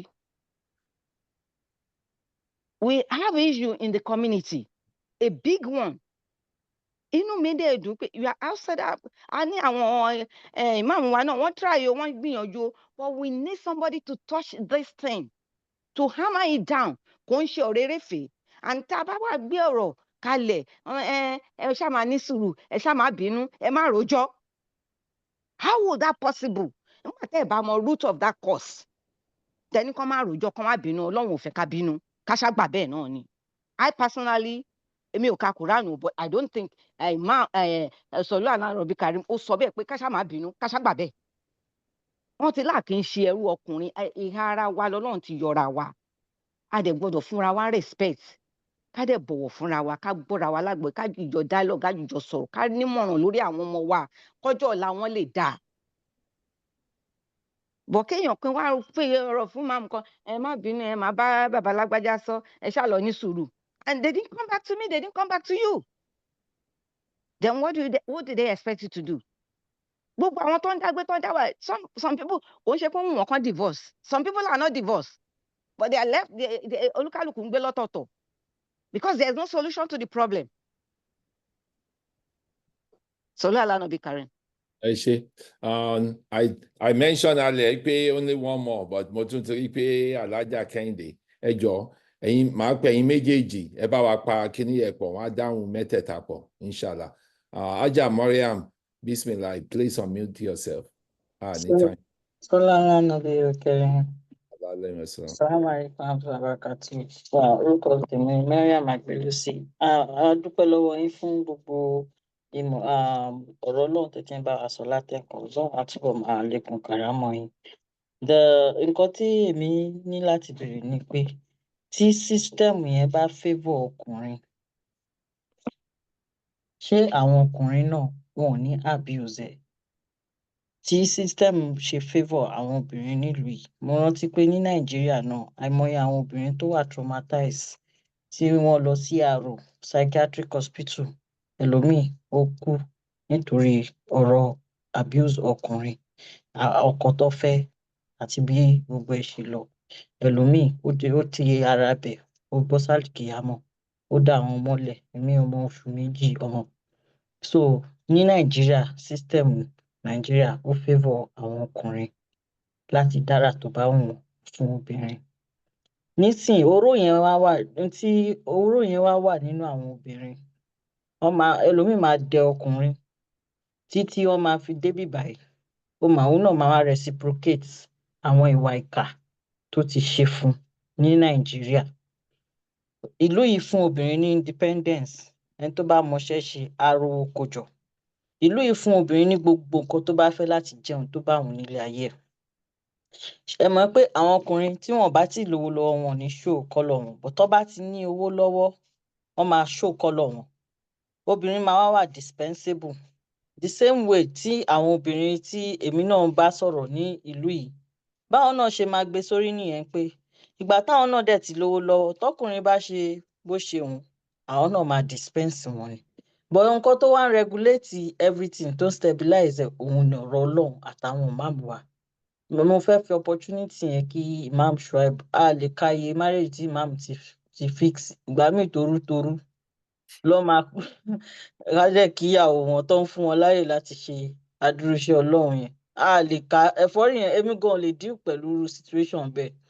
Ẹni bá ní pé ìyàn olórí ìjọ ó kéré mi mọ bí tẹ́nìyẹn forí sí because I don't know. Iye marriages tèmi ti gbọ́ àwọn victim àwọn actors yẹn ló máa sọ fún mi pa Imam tiẹ̀ dé ọ̀dọ̀ wọn. Ọlọ́run àtúbọ̀ máa ṣàlékún kàrámọ̀ wọn. So nísìn àwọn nǹkan tí mo fẹ́ ìbéèrè tí mo béèrè nìyẹn sà. Mean personality àwọn ọkùnrin Nàìjíríà wọn ò kí ń ran obìnrin wọn lọ́wọ́. Wọ́n máa ń feel pé kóbìnrin, I think it has to do with upbringing too. Wọ́n láwọn ọkùnrin ò kí ń ṣe iṣẹ́ ilé, àwọn ọkùnrin ò kí ń ṣe kíní. Bọ́dì yẹn máa fi sórí obìnrin. Wọ́n máa lóbìnrin yẹn darúgbó. Àwọn ìyá wọn gan ló máa kọ́kọ́ sọ fún wọn pé kó lọ wá ìyàwó mi fẹ́ nípele ó ti darúgbó.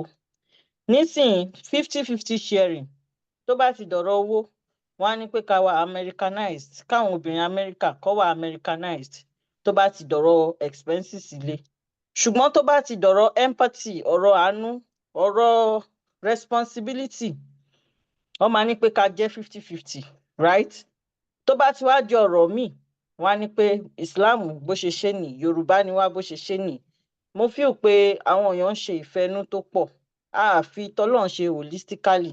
Ọkùnrin mi ò ní kírun but verse tó ní pé mọ́sínà wàásù lásà yẹn ó mọ gbogbo àràfi tó wà lórí verse yẹn.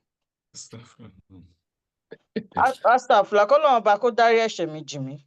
But oníkírun o ìkẹta competition àwọn ọkùnrin míì wọ́n máa wò pé kíní forgetting that gbogbo wọn one family ni wọ́n need láti consider àwọn ọmọ tí wọ́n máa dàgbà nínú family yẹn but wọn ò ní ṣe yẹn.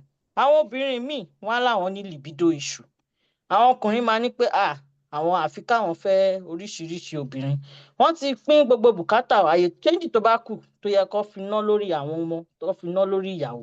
Wọ́n á lọ fi ṣe iṣẹ́ Ọlọ́run tọ́lọ́run dá wọn. Wọ́n á ní pé Islam ní pé kí a ṣe dáadáa ká fẹ́ àwọn ọmọ sí. Wọ́n ní tí foundation yẹn bá strong kò ní sí obìnrin tó máa ní problem pẹ̀lú ní pé ọkọ mi ṣé nǹkan tó wù ẹ́ nìyẹn ṣe báyìí báná bí ṣe ṣe kò ní sí yẹn. But tá a bá fi rudiment nǹkan tó yẹ kí a ṣe sílẹ̀ tá a bá mójútó òun ló máa ń fà á tí àríyànjiyàn ṣe máa ń ṣẹlẹ̀. Nobody that owns anybody in this life. Ìyá tó bí gan ó fi sílẹ̀. Ẹlòmíì tí ọkọ ẹ̀ kú ńkọ́ ẹjọ́ wo ló fẹ́ bọ́ lọ́hùn ṣe. Bọ́ gbogbo àwọn kíní tá a bá palẹ̀ mọ́ bí àwọn olórí ìjọ wa bọ́ ṣe ń ṣe òun ló ti dá. A máa túbọ̀ máa fúnra wa ní ìmọ̀ràn sí ni. So ohun tèmi ní láti sọ ìbéèrè tí mo béèrè nìkan nìyẹn. Then àwọn èyí tí mo wá sọ pẹ̀lú ẹ̀yẹn ó fara pẹ́ gbogbo àwọn grievances tí àwọn obìnrin ti ń breed látọkàn wọn tó yẹ pé tá a bá jókòó láàárín àwa obìnrin nǹkan tá a máa ń sọ láàárín ara wa òun lélẹ̀. Ara ẹ̀ náà ni pé kọkùnrin máa lọ́ọ̀kì fóònù. Ọkùnrin míì lọ́ọ̀kì fóònù títí tó fi kú ó sì jẹ gbèsè rẹpẹtẹ kalẹ̀ kò sẹ́ni tí ó máa bá san. Bó ìgbà tí marriage jẹ́ team why tí ọkùnrin fi ń lọ́ọ̀kì fóònù. Nísìnyí ó ti jẹ gbèsè àwọn ọkùnrin bíi oríṣiríṣi wọ́n á jẹ gbèsè dọ́run bọ̀ ìgbà tíyàwó ò ní access sí fóònù wọn wọ́n tẹ́ máa fi fẹ́ ẹni tí ẹ̀ nílé fi fóònù nílẹ̀ fún wọ́n ní lára ń pé ìjọmọ ọkùnrin káwọn ọkùnrin náà ní space títí wọn yẹn bọ̀ Allah a máa appreciate ẹ bá lè là wá lóye lórí ilé àti àwọn ìgbìyànjú tá a lè ṣe láti lè fi ní better marriage bí àwọn ànábì Muhammad sallallahu alaihi wasallam bó ṣe encourage wa láti ṣe sallallahu alaihi. Thank you. Because time is not really on our side. It's now 4:20. We're supposed to end this program at 4. Alaja Kehinde, ẹjọ́ nítorí t'Ọlọ́run, I give you 30 seconds to 60 seconds. So Imam Ali bá wa dáhùn gbogbo ẹ̀ pọ̀. And like I said, àwọn elétò most likely yìí máa bá wa ṣe bó ṣe máa ní a continuation.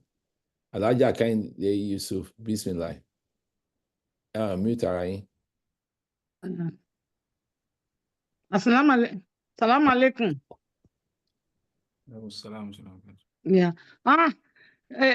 Time tẹ fún mi ó pọ̀ ká má sọ mi. Mo kàn fẹ́ support àwọn alájà àtàn ti sọ̀rọ̀ síwájú náà ni pé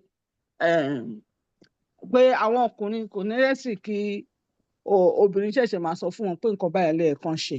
Èmi rò wípé tí ó bá ti jẹ́ pàwá méjèèjì àdìjì ló ń ṣiṣẹ́ à ń contribute kò gbọ́dọ̀ jẹ́ pé ìyàwó ló máa ṣe nǹkan tó bá ti délé ìyàwó ló máa bá àwọn ọmọ ṣe assignment ìyàwó ló máa mọ̀ ní school àwọn ọmọ bàbá mi wọn ò mọ̀ títí àwọn ọmọ fi ṣe tán tíṣà ò mọ̀ so also sad but nǹkan tí mo wá fẹ́ tún point out ní ti last week tí wọ́n sọ̀rọ̀ nípa kí àwọn ìyá ọkọ máa gbá àwọn ìyàwó gbé pé kí tí ọkọ àti ìyàwó àti ìyá ọkọ bá ti jà pé kí ọkọ yẹn kó ba lè lọ́rùn kó máa blame màmá ẹ̀.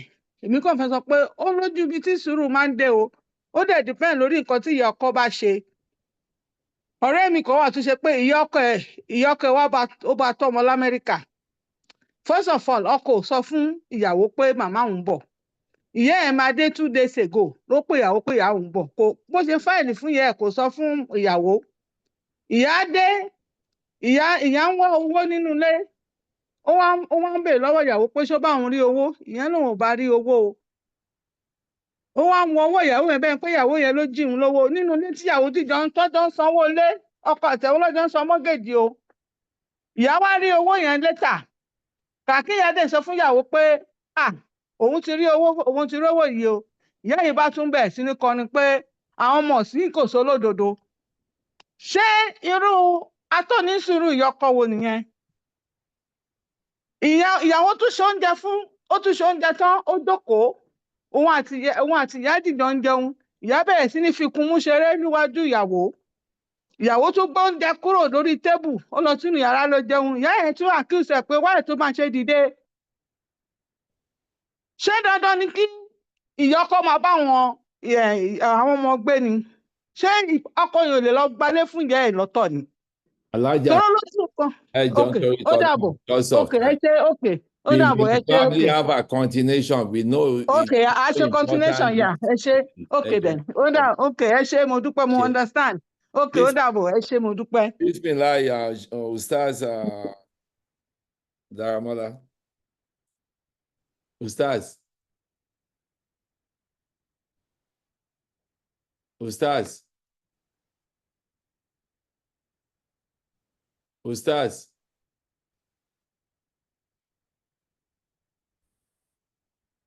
Mo gbọ́ ohùn Ustaz mọ́. Ó dà pé Ustaz ti kúrò lórí line. Imam Shuaib, ẹ jẹ́ bá wa round ẹ bá wa answer the question, kẹ̀dẹ̀ bá wa round it up. Ẹ jọ. Ṣé adúpẹ́ ní ọ̀dọ̀ náà ọba láti ọ̀dọ̀ Alájà Alákà, adúpẹ́ fún bẹ́ẹ̀ ṣe voice out, and it's a huge problem gẹ́gẹ́ bí Imam ṣe wí, a tún padà wá bí a ṣe sọ gbogbo àwọn ohun tó jẹ́ kókó, kò í ṣe láti fi bẹ́ anybody wí, kí society àti community wa ṣe wà health, bó ṣe lè wà healthful ni. Mo dẹ̀ tún suggest náà wípé ìgbà tán ní retreat ń bọ̀ tó jẹ́ pé àwọn Sister Mariam àti àwọn nìkan ń ṣe nǹkan kan lórí style yẹn tí ẹ má lè include irú nǹkan báyìí. Ẹ̀yin regional council tí Ọlọ́run bá gbà fún wa, ẹ̀yin tẹ́ ń bá wa ṣètò kí a ní men-to-men discussion, kí àwọn ìyá náà nìkan ní woman-to-woman discussion láti fi solve problem tó wà lẹ̀. Kò ṣe èèyàn kan ni ọ̀gbọ́n ń bá wí àtọ́ bí ò sí gbogbo ohun tó ń ṣẹlẹ̀ nínú society àti community wa. Èmi rò ń pé solution sí gbogbo ohun tá à ń wí, wọn ní ká padà sọ́dọ̀ Ọlọ́run àti tànúbì, ká mú ká try. Ànábì ti set gbogbo everything down. Mi ò mú gẹ́gẹ́ bí Alájà Alákà ṣe wí, gbogbo ẹ̀ náà là ń gbọ́, but báwo la ṣe implement ẹ̀? Àti àwa tá à ń darí ètò àti kíní kólúkálùkù kó yẹrẹ wò, kólúkálùkù yẹrẹ wò. A bá kúrò láti ilé gẹ́gẹ́ bí ọkùnrin, ta kúrò láti ilé, ó ní bá ṣe ń ṣe nílé, ó ní bí gbogbo ẹ̀ ṣe rí, ó ní Yorùbá. Gbogbo culture tí ó bá ti jẹ́ wípé bí Islam ṣe wí ni, Yorùbá bó ṣe wí ni, fi ti Yorùbá yẹn lè promote Islam. Nítorí Yorùbá yẹn wọ́n filẹ̀ síbí, wọ́n dẹ̀ lọ pàdé Ọlọ́run ọba. Wọ́n á sédè tọ́nà ọba ò gbọ́. Níbí yìí náà, ẹni tó bá ní agbára láti lò náà gẹ́gẹ́ bí àwọn ọkùnrin ti lo ti wọ́n lé, ẹ̀yin òkúnbìnrin náà lágbára láti máa lo gbogbo ẹ̀mí. Imam ti padà dé. Imam ẹ máa mo ní Imam lórí agolẹ̀. Ẹ continue. Okay, fọ́tọ̀. Ṣé gbọ́ àwọn question tó ń béèrè? Yeah, mo gbọ́. Yeah, just mo gbọ́. Okay. Yeah, ibi tí mo ti máa just an addition to what you said, ẹ ṣé gan. It's almost 12 o'clock here. Mm-hmm. It's almost 12 o'clock here in the midnight. So yeah. I think that is Ọlọ́run ọba lè kí ọlá sọ fún wa. Walakum fil qisas hayat. Kéèyàn máa gbẹ̀san, yà kò sí ohun tó burú ń bẹ̀. Ṣùgbọ́n condition ṣùrùtù bẹ̀ ni pé ẹ̀san tó fẹ́ gbà yẹn, ṣé ó máa ṣe déédéé nǹkan tán ṣe fún ẹ? Tó bá ti kọjá nǹkan tán ṣe fún ẹ, ó ti ṣẹ̀ sọ́dọ̀ Ọlọ́run nìyẹn. So ìyẹn lọ́lọ́run bá ṣe encourage pé ká ṣe sùúrù òfin lóore ju ká náà fẹ́ gbẹ̀san lọ. That's one. So àwọn obìnrin tá sọ pé a fẹ́ gbẹ̀san, like I said, ìbẹ̀ Ọlọ́run ló ṣe pàtàkì fún wa. Ká máa bẹ̀ Ọlọ́run fúnra wa, ká dẹ̀ máa bára wa sọ̀rọ̀, ká dẹ̀ máa ní community, thank God àwọn ọmọ wa ń bẹ. Ká máa ní community engagement pẹ̀lú ra wa almost every time. This kind of sittings should be constant láàrin wa. Ká máa bára wa sọ, ká máa bá gẹ́gẹ́ máa ń sọ nínú òde tẹ̀blígì, àgbọ́túngbọ́ ọ̀rọ̀ òun ló máa ń jẹ́ kó dúdú ẹ̀dí sí gbèsè ẹ̀yìn sometimes. But like I said, like I was thinking here, nígbà tó ń sọ pé àwọn obìnrin as a result of ìwà táwọn ọkùnrin ń hù, ọ̀pọ̀lọpọ̀ ti jásẹ̀, wọ́n ti jásẹ̀ sọ́dọ̀ Ọlọ́run, ọ̀pọ̀lọpọ̀ ti ní mental issue. Báwo ni ṣe fẹ́ rojú ẹ̀ níwájú Ọlọ́run? Gẹ́gẹ́ bí ọkùnrin, báwo ló ṣe máa rojú ẹ̀ níwájú Ọlọ́run? pé ìwà tó hù síyàwó ẹ̀ ló jẹ́ kó padà wá mi ò sọ like I said, mi ò sọ obìnrin tó ń yọ ayọ̀ pọ̀rọ̀ o, àwọn obìnrin pọ̀ tó ń yọ ayọ̀ pọ̀rọ̀ o. If you want to deal with the issue of women, we can deal with it on a separate ground. But I think the men first, we need to talk to ourselves. It is important that we have, like I said, we need to have constant engagement láàrin ara wa ká máa bára wa sọ. Tá bá jẹ́ pé tọ́lọ́run là ń ṣe ní tòótọ́ o, tó bá jẹ́ pé tọ́lọ́run la fẹ́ ṣe ní tó a lè fẹ́ padà wá rójú rí Ọlọ́run, tó bá jẹ́ torí tọ́lọ́run ni, tó bá jẹ́ bẹ̀rù Ọlọ́run bá tó bìnrin yẹn rí lára wa nígbà tá a fẹ́ fẹ́ra wa yẹn, ìbẹ̀rù Ọlọ́run bá yẹn tòótọ́ ni, gbogbo ohun tó bá wù, gbogbo ibi tó bá wù kó dé nígbésí ayé, ohun tó bá wù kó padà wá dá nígbésí ayé, ìbẹ̀rù Ọlọ́run bá yẹn ló máa wà níwájú, ló máa jẹ́ torchlight tó máa guide yẹn.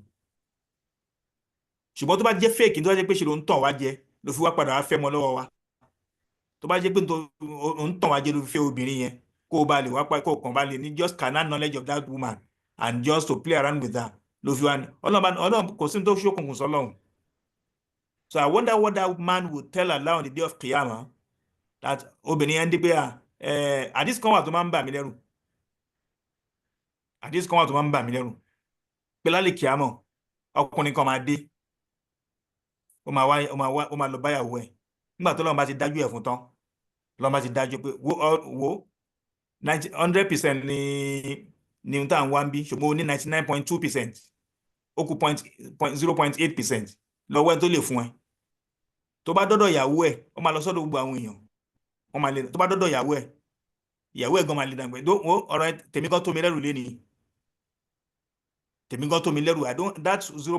Àwọn tó ń nífẹ̀ẹ́ ara wọn láyé gangan, tó ń nífẹ̀ẹ́ ara wọn láyé, wọ́n nífẹ̀ẹ́ ara wọn lójú ẹ̀ lógóńgó yẹn. That is the point I want to raise there. Káṣe máa wà sọ̀rọ̀ tó nífẹ̀ẹ́ ìyàwó ẹ̀, káṣe máa sọ̀rọ̀ tó nífẹ̀ẹ́ ọkọ ẹ̀, the same thing náà ló máa ṣe fọ́kùnrin o. Obìnrin tọ́rọ̀ ẹ̀ kù díẹ̀ lọ́dọ̀ Ọlọ́run tó náà lọ gbọ́kọ̀ ẹ̀ pé Ọlọ́run ṣe olùfẹ́ mi ní láyé, bá mi ṣàánú mi kó bá mi pàṣẹ up, kò sáyè passion up lé ní tèmi náà tó mi lẹ́rù.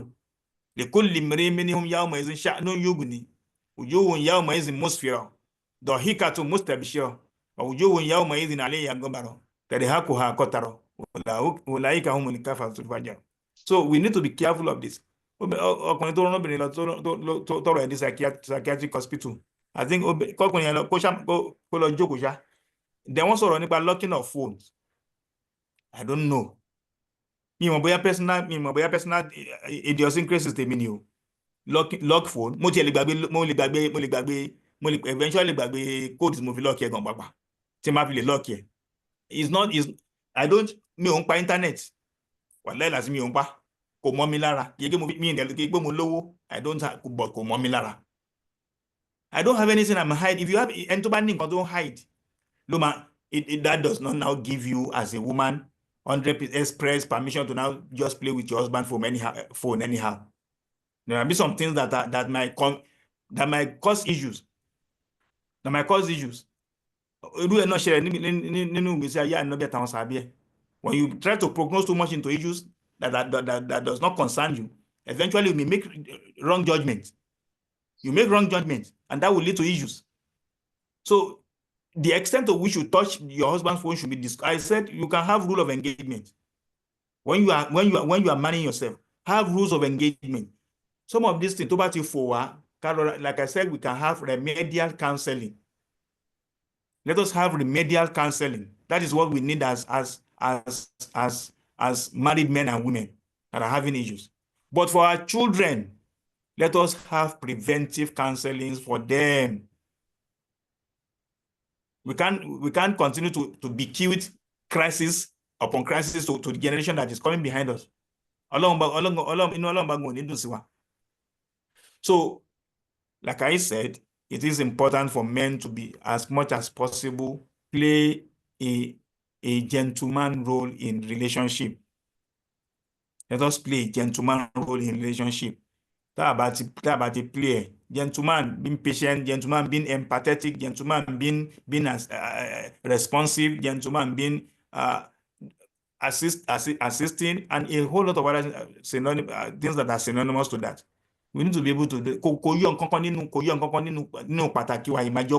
anything. Doesn't decrease us in anything, in any form. Àfi tó bá jẹ́ olọ fóbìnrin pàpà lági lókù And that's why we said, before you choose a woman, try as much as possible to do your research as much as possible. And you're going to anyhow, we don't do that. I don't do that. As Muslims, we don't do that.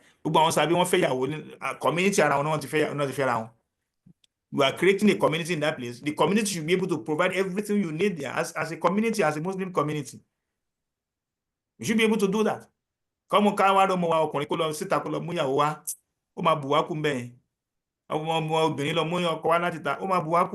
because the meaning is that we have not been able to do something that is solid to be able for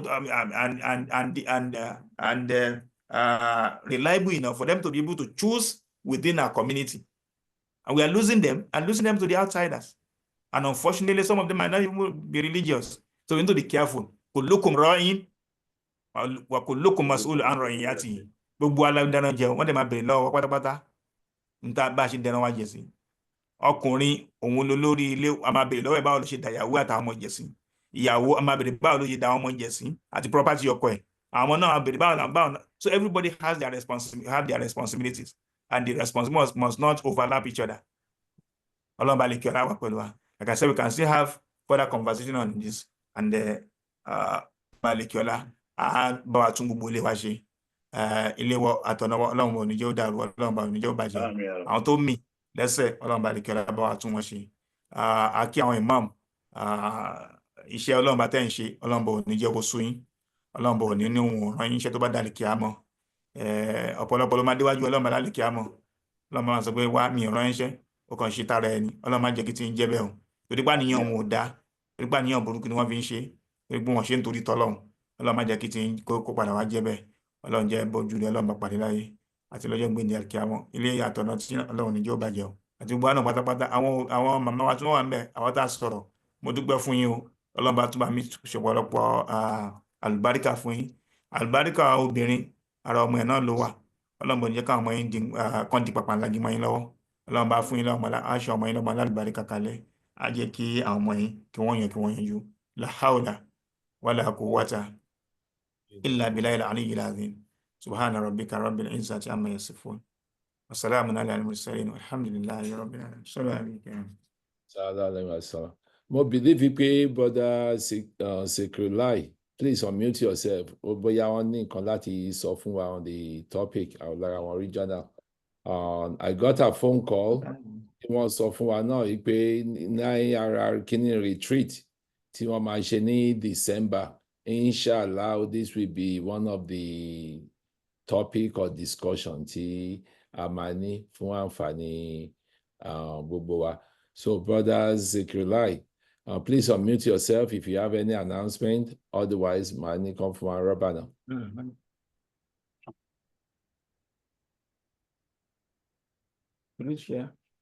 Hello. Unmute Regional Council. Go ahead. Hello? Yes. Do you have announcement? Yes.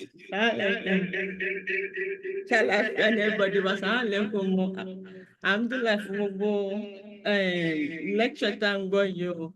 We've had personally say thank you to all the mothers out there that spoke out on this topic today about what's going on with our youth regarding marriage. I think that we need to start to repair some of this stuff that's also going on by starting with the way we raise our boys. We have to raise them to contribute to what is going on in the household. It starts from an early age. I have 2 boys my own also. So what I want to see happen to change, I'm doing it with my boys. If each household starts to do the same, we get a better outcome in the future because these boys are going to grow up to marry. I don't want my daughter-in-law to tell me, your son doesn't do anything for me. It will be heartbreaking to hear so. So the change that we're looking for, we can't fix what's broken, but we can fix what's coming up. So we need to start educating our boys, even our girls as well, to learn this religion, because there's some guys out there that will use it to abuse it just to get what they want. Educate yourself. And the boys as well. When you learn the religion, don't use it that way to just want to be selfish and your own needs. use it as the way Anabi Sallallahu Alaihi Wasallam teaches us to use it. So everything starts from home. And I'm so happy because it's a topic that I want to talk about for so long, that everything is all on women to do, women to do, women to do, women to do. No, it doesn't go like that. Because someone wa ṣoríire, bàbá ló máa dúró. Tọ́mọ wa ṣoríire, ìyá ló ṣe. That's our culture. But we need to fix it because it's both man and woman that's involved with this. Ọlọ́run sọ pé tá wà pẹ̀lú ara wa, just the máa ní wa lára, ní ara wa lára, is to help us seek pleasure, to seek relief, to seek comfort as well. So your spouse shouldn't be a place where you feel the most stress. It should be the place where you feel the most comfort. After dealing with this whole world of stress, you need to come home to a home that's comfortable. If the home is not comfortable, how can you cope? And we need to teach our men this, that you need to lower your ego, that, oh, iṣẹ́ obìnrin ni, ọkùnrin tó ń ṣiṣẹ́ wa ni, ìbáṣá ti ṣiṣẹ́. Both men and women now these days are working. I have to be a middle bridge where we can come together and raise our children, for them to have respect for marriage. Because if we don't teach them how marriage is, then they're not going to look into getting married. Thank you. Thank you. Assalamu alaikum. Alhamdulillah for everybody. And I thank you all for this wonderful lecture. I'm honestly looking forward for this retreat. I hope the men also speak up also. It's not about ego, and the women as well. It's just a way just to start building our communities. I mean, these kids are growing. I know so many single girls out there that are not married in their 30s. Back in our parents' days, by 20, they were married with kids already. There's women in there, beautiful, educated women. And sometimes I look like, I don't blame them because they don't want to deal with all this nonsense. Thank you so much. Thank you. So we have to start educating our youth, and so that they could come together and build a beautiful community. Assalamu alaikum, everybody. Thank you so much. And I guess this will conclude our program for today. And the Imam can just give us our closing dua. Thank you so much. Emile Kweyabi? Kenny. Okay. Alhamdulillah Rabbil Alamin. A dúpẹ́ fún Ọlọ́run Ọba fún program yìí àti gbogbo program tí Ọlọ́run ní kí a máa bára wa ṣe. Ọlọ́run jẹ́ ká bá mi tó lérè. Aki Imam, barakallahu fikum wa jazakumullahu khairan. Whatever máa fi padà wálé, inshallah, distinction A+ lẹ́mú prombe kò láṣẹ Ọlọ́run. Alhamdulillah. And I like that you were bringing also your own case, your own example. Adúpẹ́ lọ́dọ̀ Ọlọ́run, ohun tí ó dá nìyẹn. Ọlọ́run á máa kọ́ gbogbo àmọ́ṣe àti gbogbo ilé. A rọ gbogbo àwa ọkùnrin, ẹ jẹ́ kí a make ìgbìyànjú ká make changes láwọn nǹkan mẹ́ta rò ń pé ó kù díẹ̀ káàtó. Àbí ohun tó dàbí pé ó ń bí àwọn ìyá wa nú. Ẹlẹ́kejì, àwọn ká tara mọ́ Islam, tá bá ti tara mọ́ Islam dáadáa, Ọlọ́run Ọba àlékè ọlá á jẹ́ kí àgbọ́yé kó tún yé gbogbo wa.